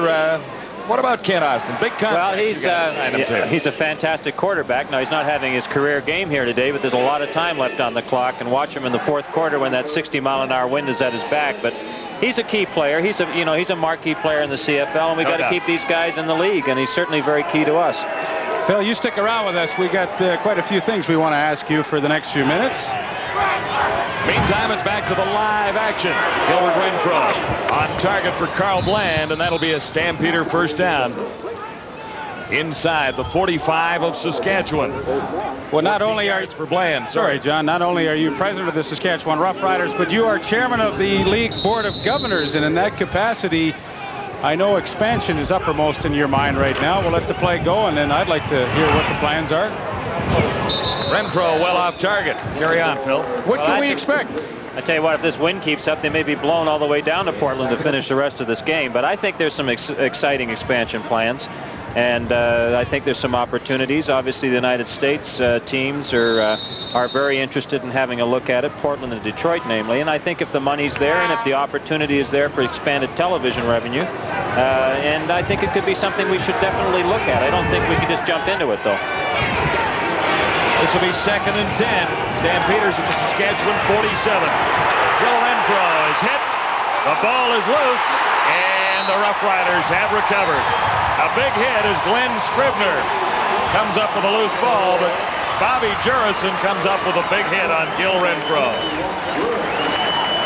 So obviously this play will make Phil Kershaw very happy as the Saskatchewan Roughriders here in the third quarter come up with the turnover. Big hit by Bobby Jurison. Gets around the block of Kenny Moore, or Lloyd Fairbanks rather, and comes up with a hit. The Roughriders get the turnover. Phil, one more question. How realistic is expansion for possibly 1992? Well, I think we'll see this Wednesday. We're going to meet in Calgary, and depending on what comes out of that, I think we could go full steam ahead if all things are in place. Lucius Floyd carries for a couple. It's the third turnover of the game. Carry on, Leaf. Well, I think, you know, Phil, I have to agree with you. We have to look for other revenues for the league, and if expansion is the answer, then, I mean, I'm certainly all for it, too. Yeah, I think we got to get the 8 teams we've got now. Obviously, the Ottawa club, it looks like Calgary are watching this afternoon. We'll have new owners this week, and if we could just get someone to buy that Ottawa team, it would go a long way to solving some of our, immediate problems. This is Lucius Floyd. And it is well covered by the Calgary Stampeders. Will Johnson is there on Floyd once more. Well, we would like to thank you for stopping by. We wish you the best of luck in your capacity. You guys. I'll tell you what, both you guys are winners in our great lottery. You won a radar detector, which I know you can't use when you're driving your respective Ferraris down the 401 in Toronto. Yes. But congratulations, guys. Thanks for your support, and thanks for the great job you're doing on behalf of TSN. Thank you, guys. Thanks, Phil. Thank you for stopping by. We bought a ticket and we lucked out. Won a prize. I can't believe that. First thing I've ever won in my whole life. Yeah, but who's going to get it? You or me? Well, we'll split it up. You can have it Monday, Wednesday, Friday.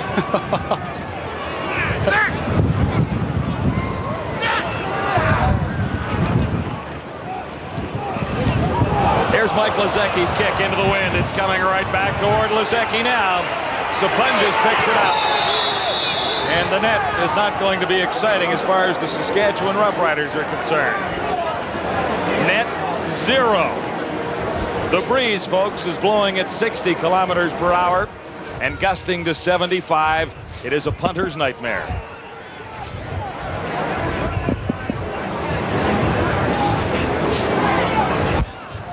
Following the game, the TSN Turning Point will be brought to you by Apple Auto Glass. It'll be 1st and 10 Stampeders. Calgary 54. Evan Jenkins. Met by Brewster and King and Jurison. And the gain is 2.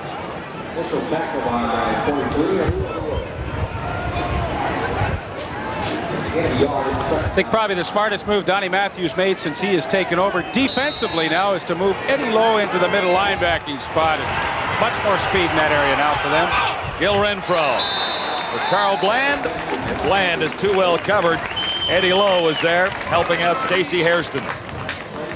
That's what probably one of the areas that really hurt Saskatchewan as much as any earlier in the year was just a lack of speed in the linebacking core. But now with Eddie Lowe in the middle and they've got Doug Brewster and James King, they have the necessary speed to go against some of these high-powered offenses. And you saw the good range of Eddie Lowe right there as he got back and helped out in the coverage.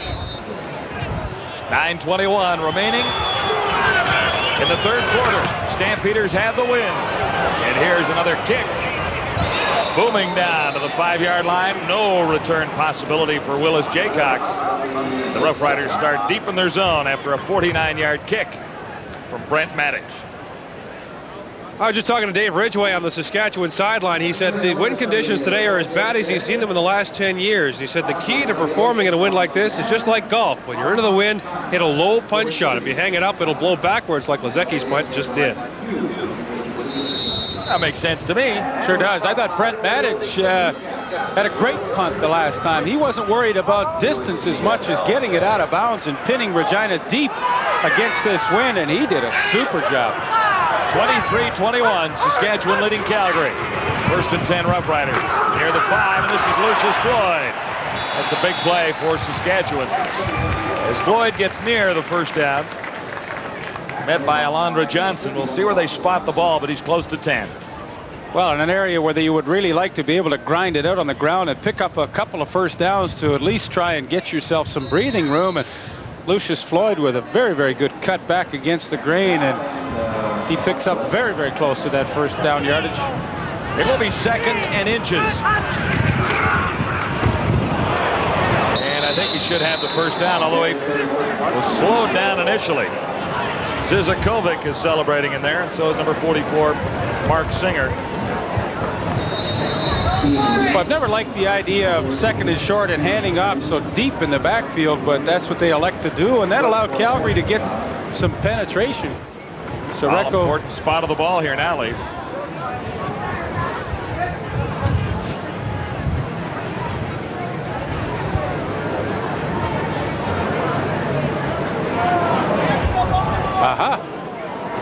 Short by that much.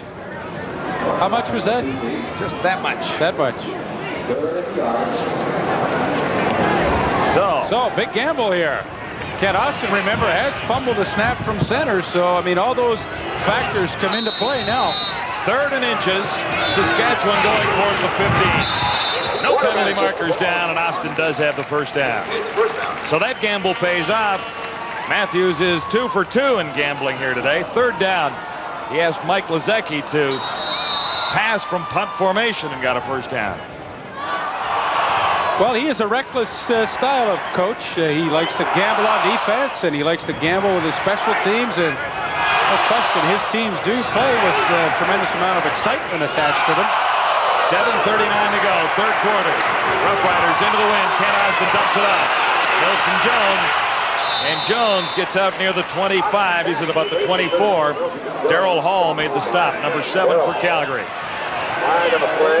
And Calgary 51, objectionable conduct. There you go, there you go.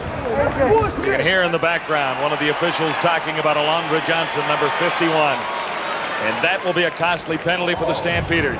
Well, it really will. Here's the call. Conduct, Calgary number 51, first down Saskatchewan. When you think of Saskatchewan starting at their own 5-yard line, now they had a good run by Lucius Floyd to give them some breathing room, and now as Milson Jones goes to the ground, there's going to be an objectionable conduct penalty. I think Roger Aldag did his best to instigate that one. Riders are now out near the 35. Austin for Lucius Floyd. And Curtis Johnson, number 38, made the tackle. Not much there, maybe 3, but yeah, I guess 3. 2nd and 7. Well, I think the concern of Wally Buono is the fact that they have kept the ball on the ground. They've been completing passes, and that eats the clock up. And his offense wants to try and make some hay here in the 3rd quarter with the win, but they can't get the ball back. Swinging it to Milson Jones, coming out of the backfield, and Jones has a first down. Riders out across the 35. Kenton Leonard put the stop on Milson Jones, who made a pretty good run after making the catch. And a very good call by Kent Austin. He knows that most times on 2nd and long, Calgary likes to sit back in the zone, and that's exactly what he got. So when the linebackers took a deep drop, he dumped it off to Milson Jones. A good move to get around Mark Singer right there, and he picks up a very important first down. 3 first downs on this drive for Kent Austin and his offense. Lucius Floyd around the left side. 5-yard gain. Junior Thurman was there. Kenton Leonard also forcing Floyd out. They call it a gain of 5. Gord. Thanks very much, John. Matt Finley joined us now. Matt, what happened? I guess it was 2nd and short, and we were rushing the quarterback, and I don't know who fell on my leg. I think it might have been Zreckles as a Kovac, one of our own players, but it seems to me that the word is, I guess, I've torn my medial collateral ligament, 2nd or 3rd degree. So. Your defense has done a good job controlling Kent Austin today. What's been the key to that? Well, when I was out there, we were having a little trouble, so maybe Mark Singer's doing the job. I don't know. I guess we found the key, and things are working out, and the offense is starting to move the ball, so it's looking good. Fast, speedy recovery. Thank you. Back upstairs. Mark Singer is also helping out in there, and relief of Matt Finley. That'll be a costly injury for the Calgary Stampeders. Well, the offense did their job for Saskatchewan. They got 3 first downs. They moved it from their own 5-yard line, and now fake punt. How about this? Lucius Floyd. It'll be a first down. Direct snap. And another gamble pays off for Saskatchewan. Can you believe it? Now Matthews looks like a genius here. Yes, he does. He could look like a bum, but this worked well. Watch to the right of your screen. Number 32, Darcy Kopp, has a chance to make the tackle right there. He couldn't get it quickly enough, and Lucius Floyd, by about a foot, picks up another first down. 6-yard gain. They needed 5. Fans love a gambling football team. If it works. When it works like that one did. 1st and 10. Riders keep the drive alive. Now at the Calgary 53. Austin. Jeff Fairhall. First down. Kenton Leonard covering on Jeff Fairhall. Forcing him out. 4:45 to go. Third quarter, and it seems to me Saskatchewan has had the ball most of the time. Well, they've had the ball for over 4 minutes on this drive alone, and that is an excellent throw by Kent Austin. Into the teeth of that wind, he throws a strikeout to Jeff Fairhall, man. Well, they have really done the job on this drive to keep the ball away from Calgary. Drive started way back at the Saskatchewan 5. Lucius Floyd pinned by Mark Singer.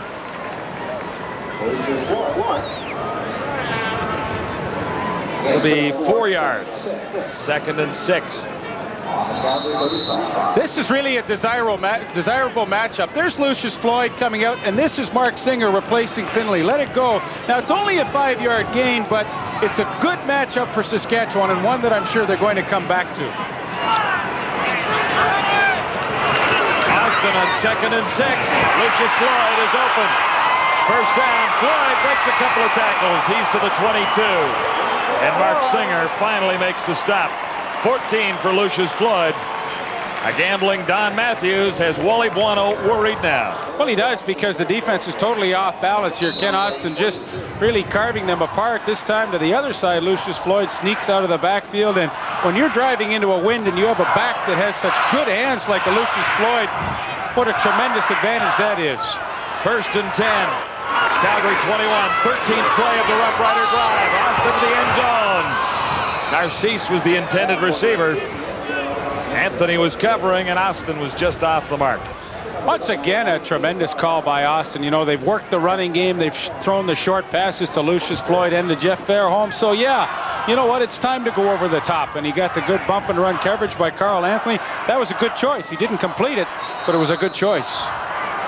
Loosens up that Calgary defense just a little bit. Well, just another play to kind of keep them off balance. They really have no idea what he's going to call or run right here. He hasn't been predictable in anything he's done so far on this drive. 2nd and 10, Saskatchewan. Lucius Floyd under the coverage again. Floyd away from Singer. And he is pinned by Alondra Johnson, number 51. So a very impressive drive into the win for the Saskatchewan Roughriders will end here, I think, unless they gamble again.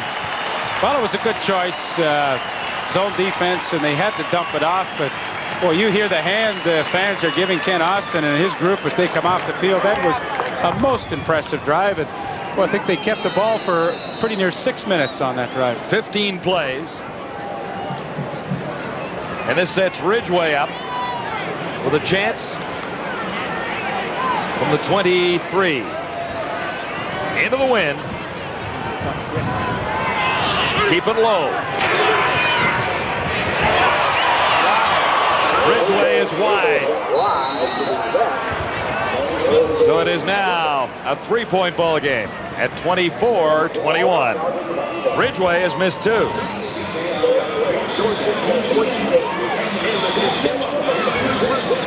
Dave Ridgway from 23 can't get it through, and the Rough Riders settle for a single and a 3-point lead.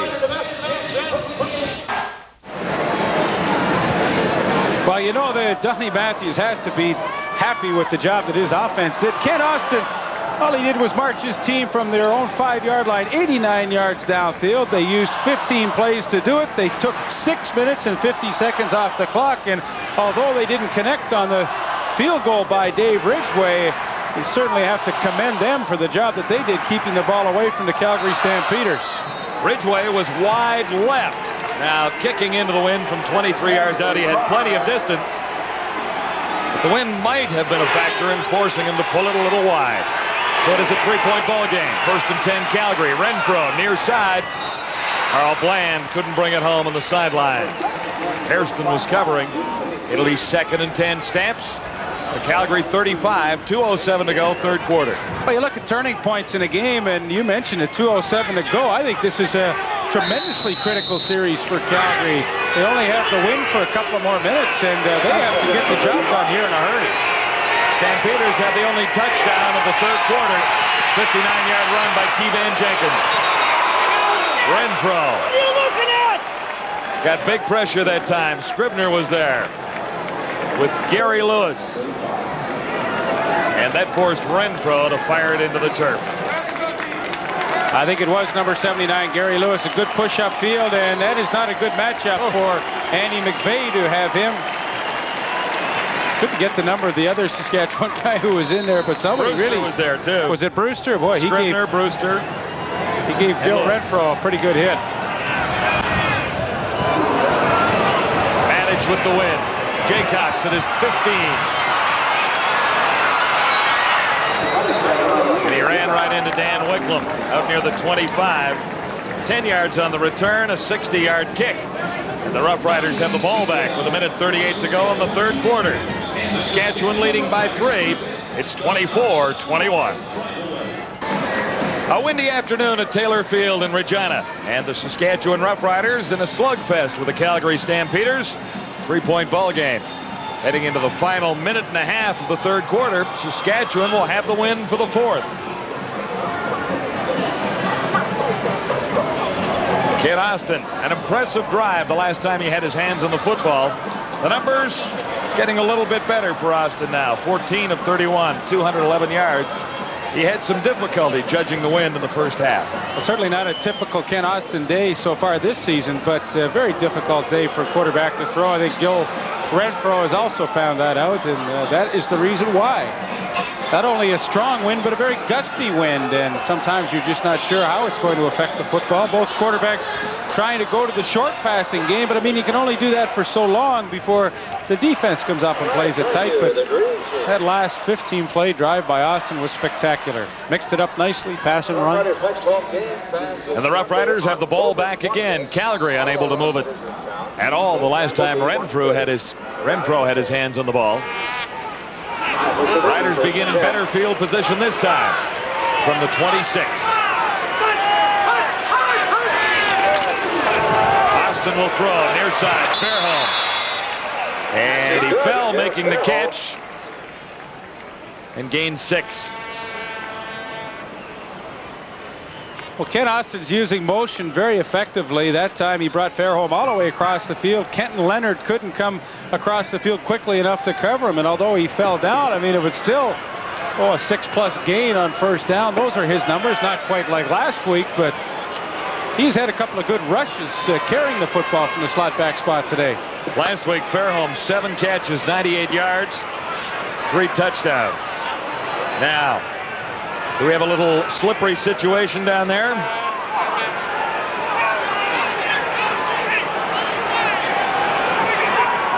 Ken Warnock. And listen for this call. We've heard it before this season. Delay a game. Calgary number 93. First down Saskatchewan. Well, and that's they're accusing him of having Vaseline on the shoulders, so the offensive lineman can't grab him. They will make him go out and change the jersey. Kent's not a happy guy.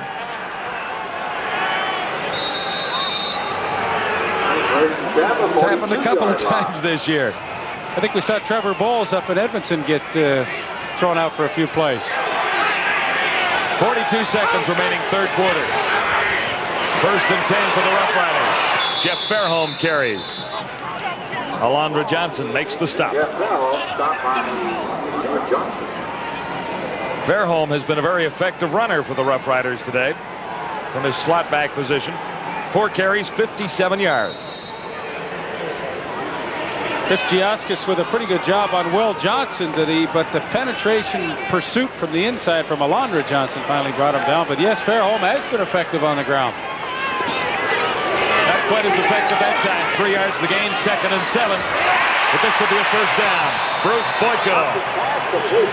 Stopped by Alondra Johnson, and Boyko is in for Ray Elgard and comes up with a big catch on 2nd and 8.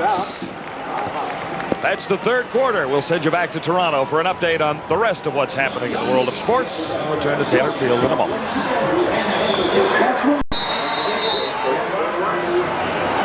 Our game of the week should come down to the wire with Saskatchewan leading 24-21. First play, fourth quarter. Riders have the win. Austin airs it out. Byron Williams couldn't make the catch. Carl Anthony was covering number 19.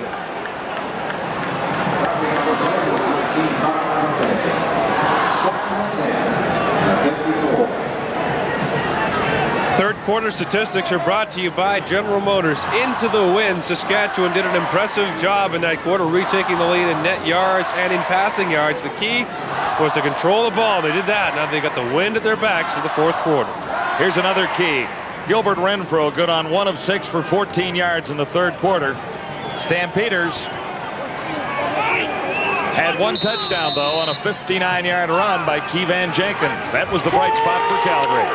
This is 2nd and 10, Saskatchewan. This is Fairholm. What a catch. Kenton Leonard made the tackle.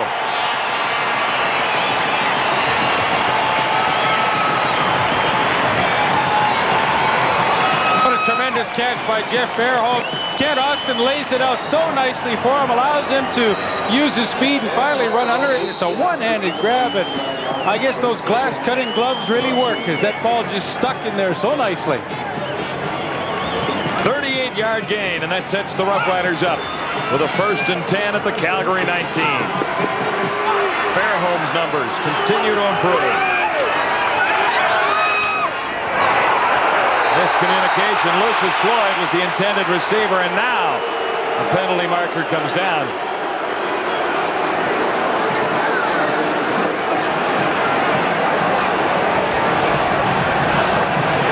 Kent Austin is not happy here.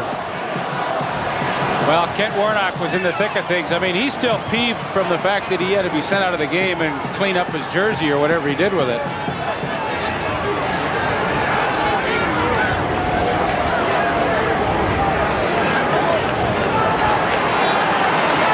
We're awaiting the official's call. Ken Lazarick is the head referee today. Major foul, roughing the passer, 93 Calgary, 1st down Saskatchewan.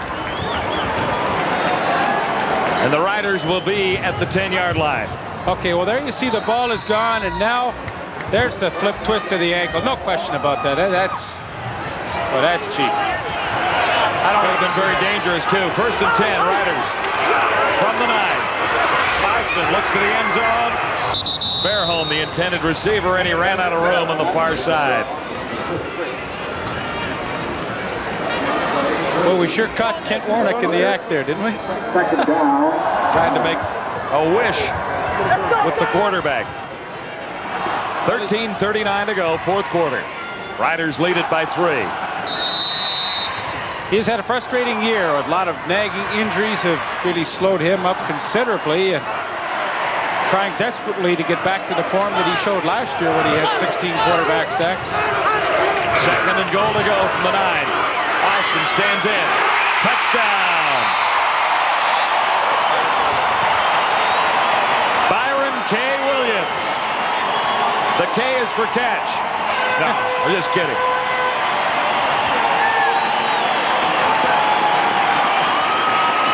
Nine-yard touchdown. And a nice drive capped off by Kent Austin. I believe his first touchdown pass of the afternoon. Yes, it is. Byron Williams, the hit by Greg Peterson, cannot shake the ball loose. And the Saskatchewan Roughriders, who were so patient in the third quarter, now have the benefits of the wind at their back, and they take advantage with the first touchdown pass of their afternoon. And the Roughriders have a 10-point lead at 31-21.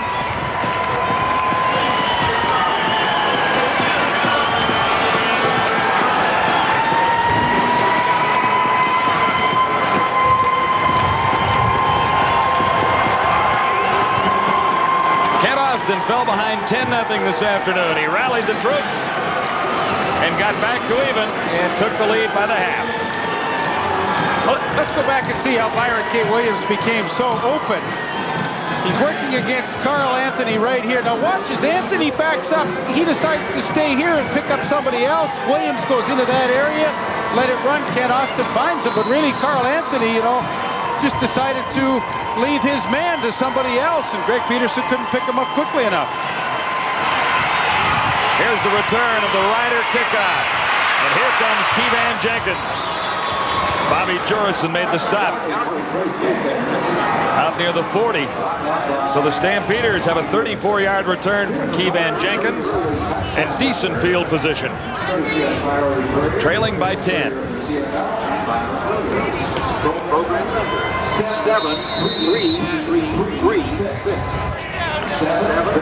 84 yards, 9 plays, and 3 minutes 17 seconds. Byron K. Williams on the receiving end of a Kent Austin touchdown toss to increase Saskatchewan's lead to 10. First and 10, Calgary. Gilbert Renfro stands in and finds Sean Beals.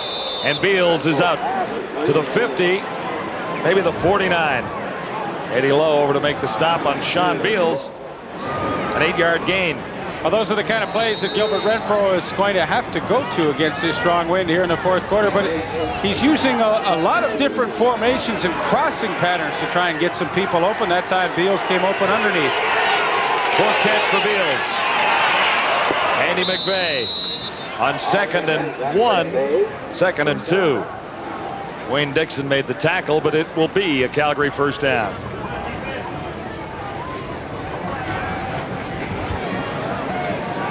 .12:13 to go.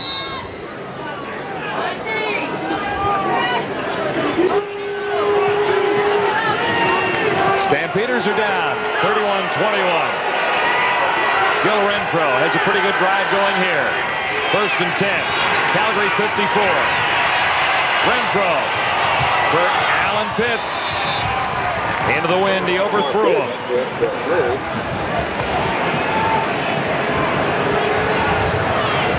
That's disappointing for Gilbert Renfro, and really the second time that Alan Pitts today has been able to get open deep, but he just simply overthrows him. You know, sometimes with that wind being so gusty, you know, it could just all of a sudden stop, and that's the reason why the ball was overthrown. So difficult for a quarterback to throw into this kind of a breeze. Breeze, not a breeze. No, it's not a breeze. Gale might be a better way of describing it. You got it. 2nd and 10. Keevan Jenkins was the intended receiver. There was some pressure from Gary Lewis on Renfro, and he got it away in a hurry. Now, the Roughriders are wondering if, in fact, that was not a forward pass, but a lateral, but it was ruled dead.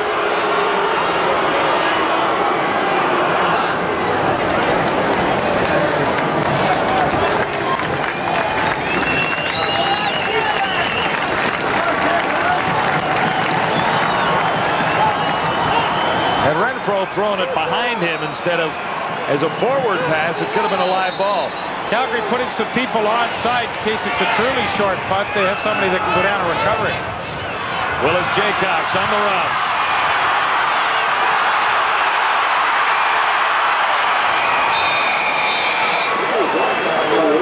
Darryl Hall putting the stop on Willis Jaycox, who continues to lead the Canadian Football League in all-purpose yardage. It's a 10-point game, and the Roughriders lead the way.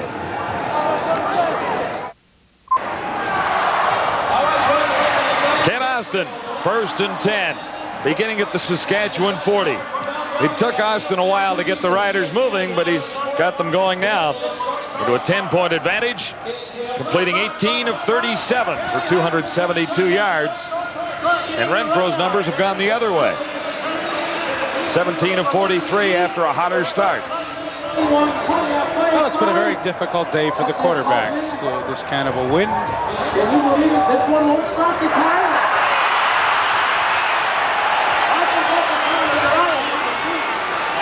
11:18 to go in the final quarter. A key game for the Saskatchewan Roughriders to keep playoff hopes alive. Calgary Stampeders 9-3-0. Already leading the Western Division by 2 points on the Edmonton Eskimos and the BC Lions. Of course, Saskatchewan didn't get any help this weekend with Winnipeg winning on Friday night, and last night the BC Lions with their victory over the Hamilton Tiger Cats. You mean Edmonton winning? Edmonton, excuse me now. First down, Austin, Don Narcisse. No catch. It was close. 2nd and 10 at the 40. Would have been a great catch, wouldn't it? Certainly would have. Austin put it in a good spot, though. I mean, low and away, and Narcisse really was the only one with a chance to make that grab. Couldn't come up with it.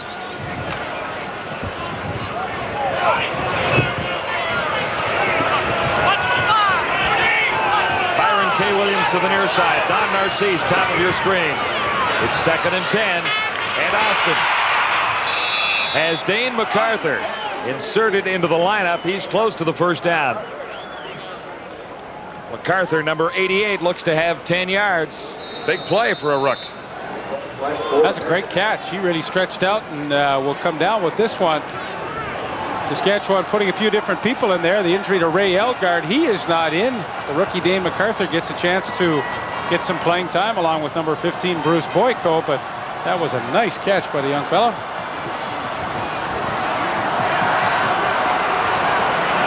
And it was exactly a 10-yard reception.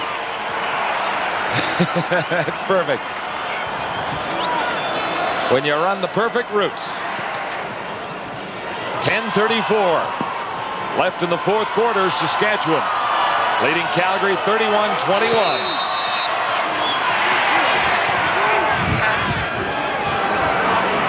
And it'll be 1st and 10 Roughriders from the Saskatchewan 50. Narcisse to the near side this time. Byron K. Williams flanks just out of your picture, top of the screen. And Austin looked for Fairholm. Fairholm turned it up. Austin let it go too quickly.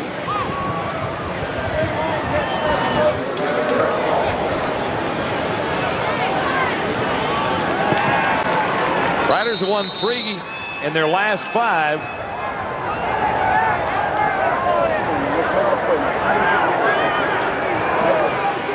Wally Buono has never lost to the Saskatchewan Roughriders as the Calgary head coach. That might change today. Don Narcisse. Singer was covering, and Narcisse had a pretty good opportunity on a linebacker there. And the battle continues up front. Well, we talked about Will Johnson in the opening of our show, saying what a feared pass rusher he is, and for the most part this season he has been. But Rick Stevenson and Chris Gioskas, the 2 offensive tackles of the Riders, have just done an absolutely fabulous job at keeping Johnson so far away from Ken Austin. He hasn't even been close. Mike Lozecki slips, gets it away. Now the wind has died down a little bit in Regina at this stage of the afternoon. On the return, Pee-wee Smith. Markers are down as Smith is dragged down by James King. 20-yard return. 39-yard punt that time. So the wind, not quite as large a factor here in the fourth quarter. 31-21, Saskatchewan leads the way. Here's what's at stake this afternoon for the Saskatchewan Roughriders. The Riders cannot afford to lose and drop even further back in the race for the final playoff spot in the West. So the Riders are currently 8 back of the BC Lions and the Edmonton Eskimos. And a win today moves them just a little closer. Riders holding on to a 10-point advantage. Saskatchewan with a big second quarter and 7 points here in the fourth for the lead.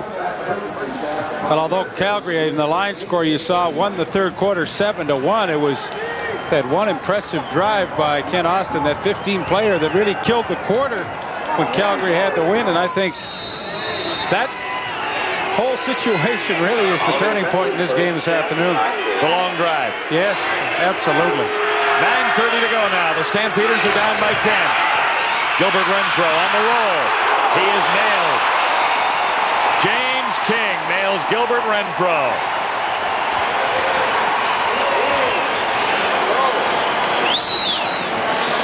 Well, coming into this afternoon's action, the Saskatchewan Roughriders led the league in sacking the quarterback, and this is one of the reasons why. James King coming on the blitz, number 41, and he will come and put a tremendous hit on Gilbert Renfro. Renfro just throwing really the ball away to avoid any kind of turnover. James King is having a pretty good afternoon for Saskatchewan.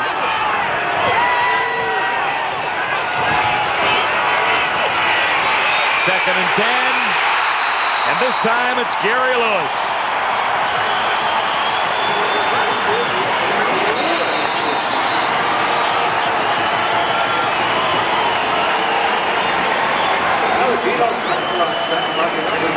Here comes Gary Lewis to the outside, and he takes the inside route, and Ken Moore just cannot get a hand on him, and Gilbert Renfro pays the price.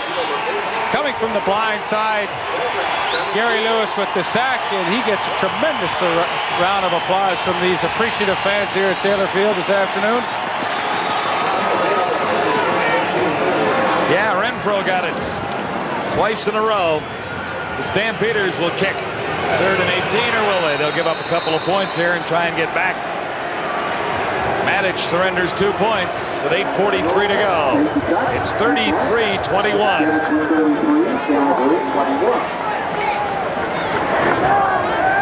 Second safety touch surrendered by the Stampeders. They face this stiff win. Well, you hate like heck to give up points at this stage of the game. You trail by 10, and now you give up 2 more to trail by 12. But the discretion, the better part of valor right there. A punt really would have done them not much good at all. Gary Lewis has his 8th quarterback sack of the season. And all of a sudden, it looks like a beautiful prairie afternoon. Blue sky in the distance.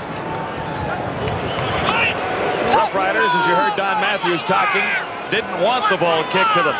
So they'll take it at the 35 and begin from there. Under the cover for Milson Jones. Head of steam. First down easily. Stopped by Mark Singer. 15 yards for Jones. That's a perfect call when you've got the wind at your back. You know, the defense thinking that you're going to throw the football downfield, and all of a sudden you just set up the screen. Milson Jones with the catch, and a block up front. Bob Poley out in front leading the way, and Milson Jones has a first down. And we have to be impressed with the way Austin, I mean, his numbers are not great, but he has really directed a pretty efficient attack here in the second half. Particularly the march that netted only a point you mentioned a moment ago. This is Lucius Floyd. Should have been stopped, but he has another 15, maybe 16 yards. Junior Thurman making the stop on Lucius Floyd. Follows Roger Aldag. Nice block from the right tackle, Vic Stevenson. Watch, he comes all the way across and gets a good block of the middle linebacker, 51, Alonda Johnson, but you have to be impressed. Saskatchewan's offensive line has opened some tremendous holes for the running backs, as well as doing a nice job protecting Ken Austin. 7:12 remaining in the 4th quarter. Austin will put it up this time. Into heavy traffic. They're home, and Boyko were in the vicinity. I don't think either one wanted to make the catch. 45. Short-armed that one a little bit, did they? A little bit. Yeah.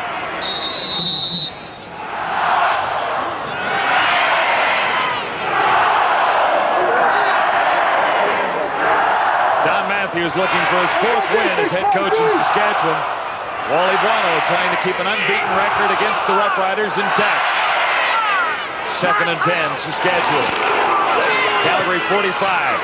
Lucius Floyd. Another Roughrider first down. Another impressive march for Ken Austin.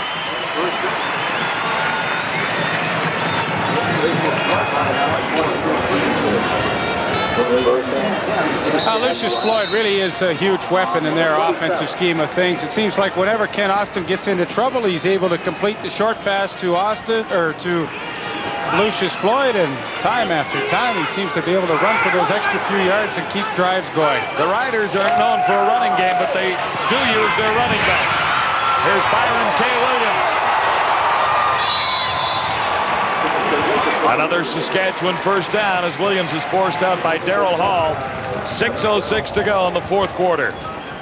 Another 15 yards. This has been an impressive drive of 15-yarders, hasn't it? Really has. Saskatchewan on 11.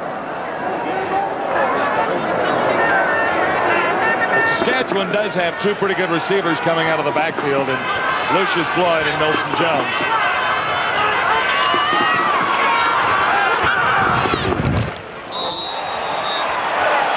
Fairholm got tangled up with Darrell Hall. Where Saskatchewan has been good on this drive is their second down production. Seems like almost every time they are 2nd and 10, and they've been able to convert every single one. With the win, the Roughriders lead it 33-21.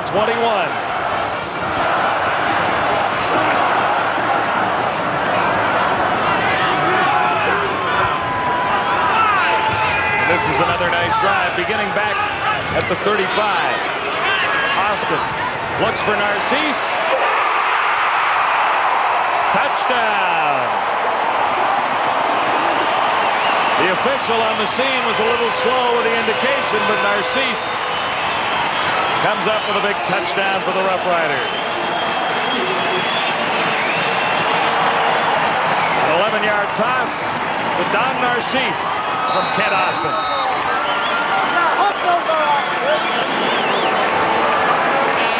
What a perfect throw by Kent Austin. He waited and waited and waited. Finally, Narcisse comes open.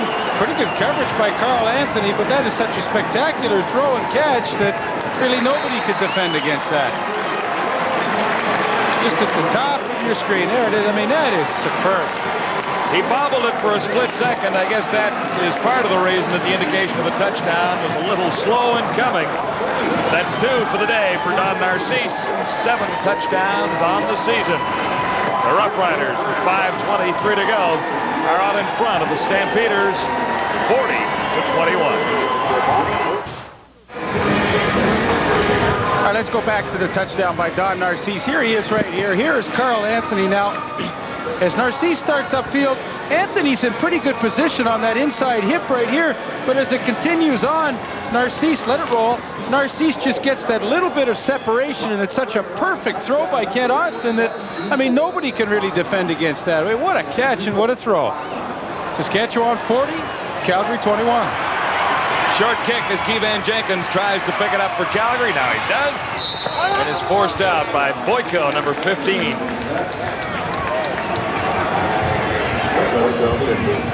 5:18 to go, fourth quarter. Kent Austin has brought the Roughriders back, 22 of 46, 326 yards. The numbers are getting better. 2 touchdowns, 1 interception, and Austin has 2 touchdowns himself on short plunges. All right, here's Steve Taylor. Renfro was unable to get the job done. Let's see what Taylor can do. Procedure on his first call.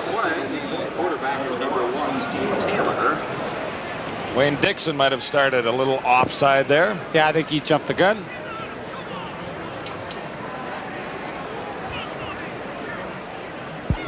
Offside, Saskatchewan number 43, still first down. We go back and look at Saskatchewan's production in the second half. Of course, the one drive we talked about in the third quarter, 15 plays. Another one early in the fourth, 9 plays. Between those 2 drives, they took 10 minutes off the clock. I mean, that is really ball control and possession. I mean, yeah, that'll be the difference here today. Taylor, first pass, and almost completed it to a Rough Rider on the bench. Sean Beals was the intended receiver. Almost got Don Matthews in the head. 4:43 to go, fourth quarter. He ducked.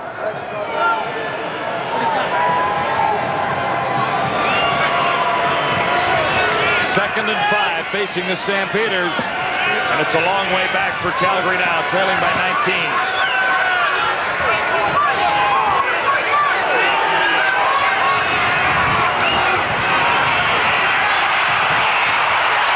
Taylor escapes. Great run. He'll have a first down. How'd he do that? I don't know. Houdini.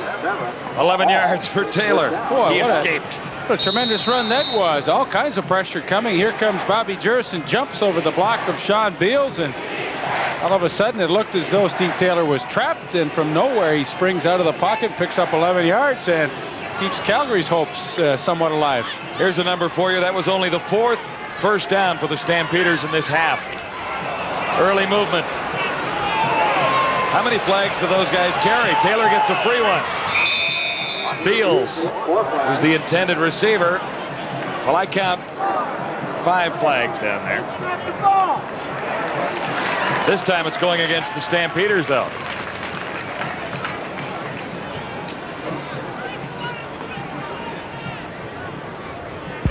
Legal procedure. Calgary number 59, decline. Second down. Let's go! Come on, Red! Let's go, Big Steve! It'll be first. It'll be second down, I should say. 2nd and 10 from the 50. And more early movement, but no flags. Taylor is down. Wayne Drinkwalder has him. Jurison is there as well, or at least nearby.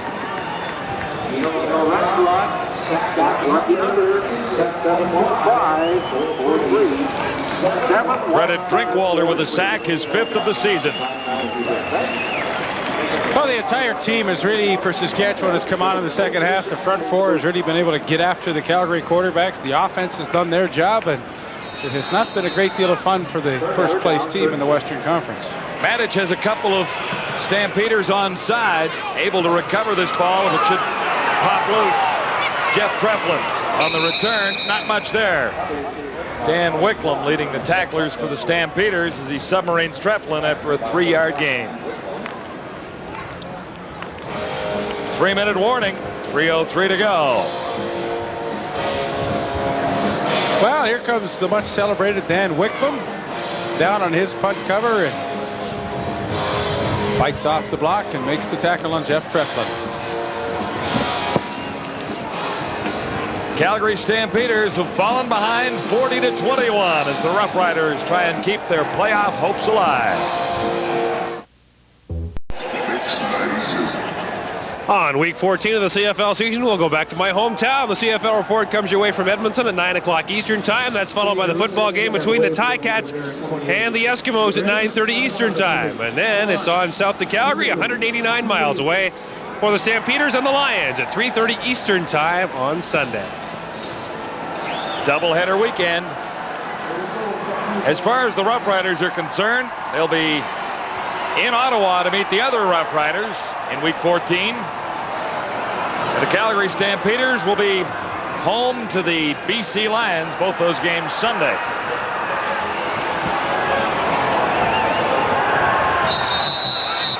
Well, they've started the wave here at Taylor Field into the final 3 minutes now with the Roughriders in front, 40-21. Austin swings it for Floyd, and Walter Ballard read it perfectly, and Floyd loses a couple.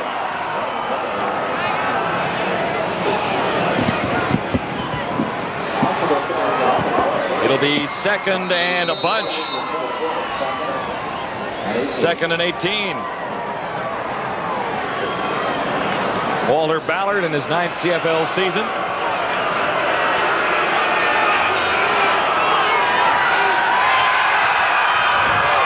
Austin facing 2nd and 18. Finds Don Narcisse. And he's well short of a first down.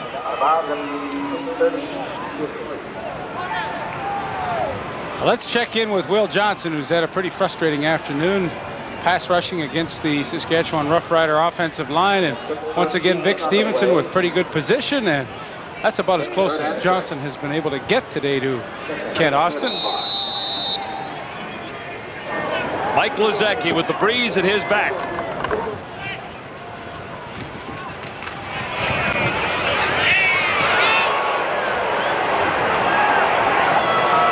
Pee-wee Smith. Marker down as Smith is forced out near the 45.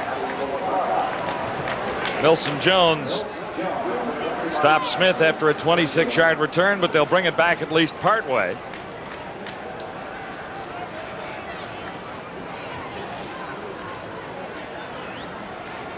Holding charged against the Stampeders on Glenn Suter. Who did it? Holding, Calgary number 24, first down. That's the other safety, Greg Peterson. Safety on safety. 2:11 to go. Fourth quarter, the Roughriders protecting a 40-21 lead with the wind at their backs. A long way to go for the Stampeders. Steve Taylor at the controls now. 14.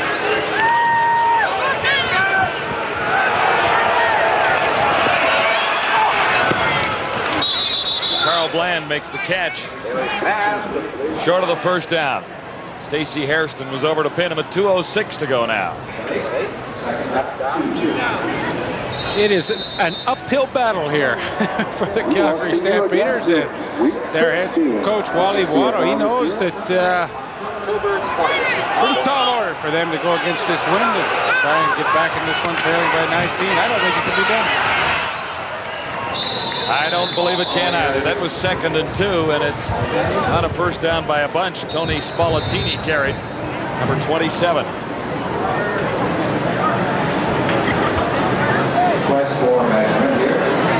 A minute 52 to play. Roughriders looking for their 5th win of the season.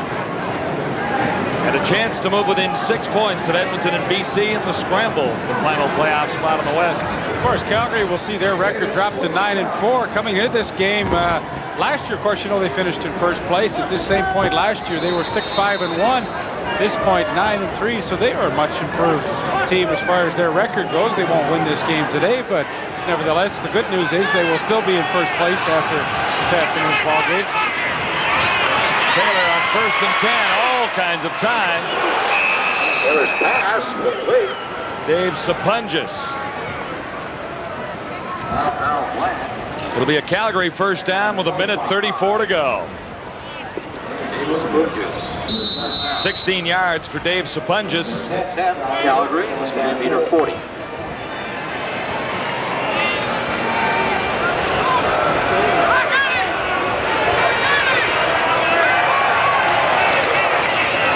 Taylor himself around the left side.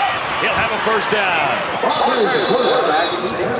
Forced out by Suter, and Suter grabbed him by the sweater and held him up. I think the Saskatchewan defense at this point now is just saying, look, let's not give up a big play. Of course, if Steve Taylor wants to run the ball for 16 yards as he did, that's fine with us. They want to complete a few passes underneath our coverage, well, that's fine too, but just don't give up anything deep, and for some strange reason, let them get back into it. For Gilbert Renfro, pretty long afternoon.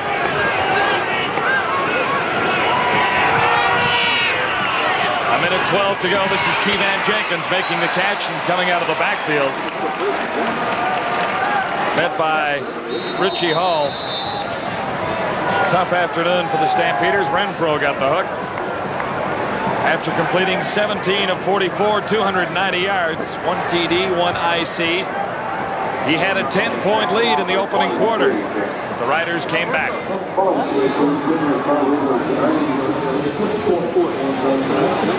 Keevan Jenkins, the injured Calgary Stampeder, he'll take the little swing pass out of the backfield from Steve Taylor, and Richie Hall comes up, and as he cuts back, you'll see the knee buckle right there, and I suspect the left knee is the problem area for Keevan Jenkins. Ankle might have got jammed there too.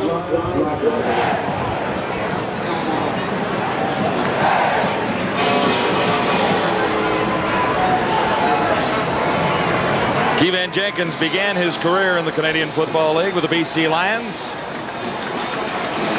Had a pretty good year with the Calgary Stampeders. And he's helped off the field now. Jenkins likely won't be back with a minute 7 to go. Stampeders face 2nd and 12.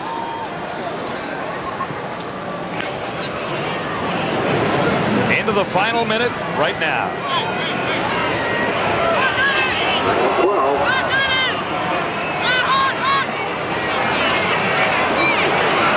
Penalty marker down. So is Steve Taylor. Pretty good outing for the Saskatchewan defense this afternoon, Leaf. That was the problem area on this football team when Don Matthews took over.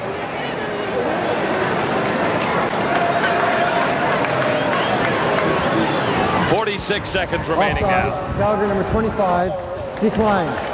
The penalty goes against the Stampeders.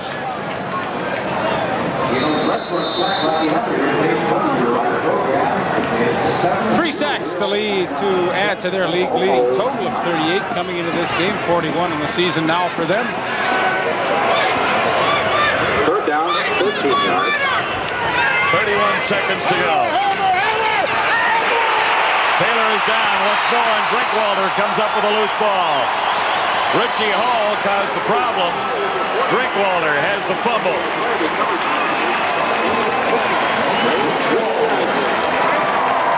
Drinkwalder is listed as a backup. He's had not a bad day, a fumble recovery and 1 sack. Well, most teams now are going with 5 defensive linemen and rotating them through. Wayne Drinkwalder getting his opportunity to play here. The hit by Richie Hall on the halfback blitz causes the fumble. And that's pretty much the way the Calgary afternoon is gone. Steve Taylor could not hang on to the football here, and the Saskatchewan Roughriders have yet another turnover, and this game is history. 4 turnovers today committed by Calgary. Saskatchewan has not beaten the Stampeders in the last 4 outings. They will win today in a walk after spotting Calgary a 10-0 advantage. First quarter.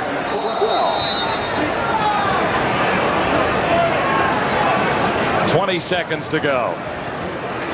Kent Austin, slow start today, but he came on and played impressively. Slow start as far as his numbers were concerned, really. He didn't have a bad game particularly. A few passes went astray, but Austin will finish up with decent numbers again. Well, you know, you got to give Calgary some credit, too. I mean, they came into this game ranked 4th in total defense, so they're not exactly pushovers when you're trying to orchestrate some offense against them. Kent Austin, 23 of 47, 331 yards, and he has the Roughriders' 2nd straight victory. Don Matthews, now 4-2 as head coach in Saskatchewan. And the Riders keep their playoff hopes alive. Oh, yes, they do.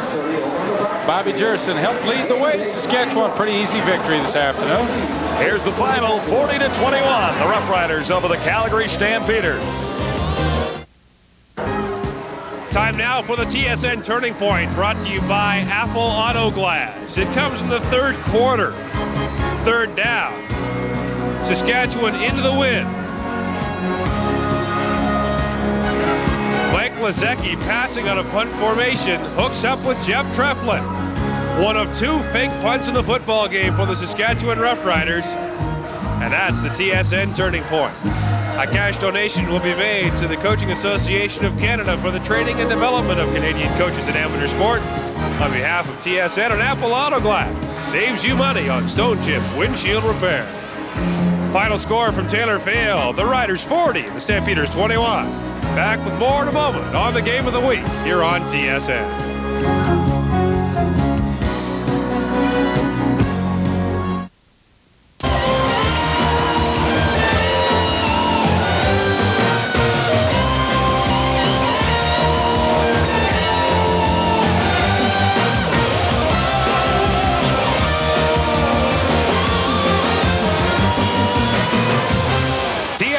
Presents the CFL Game of the Week. This afternoon's game brought to you by GMC Trucks, the trucks more people lean on. And by Diet 7-Up. It's cool to be clean. Final score here in Regina, the Riders 40, Calgary 21. Next week, it's off to Edmonton for the Eskimos against the Hamilton Tiger Cats. It starts with the CFL report at 9 Eastern, followed by the game at 9:30 Eastern time. For John Wells and Leaf Pedersen, I'm Gord Miller. So long from Regina.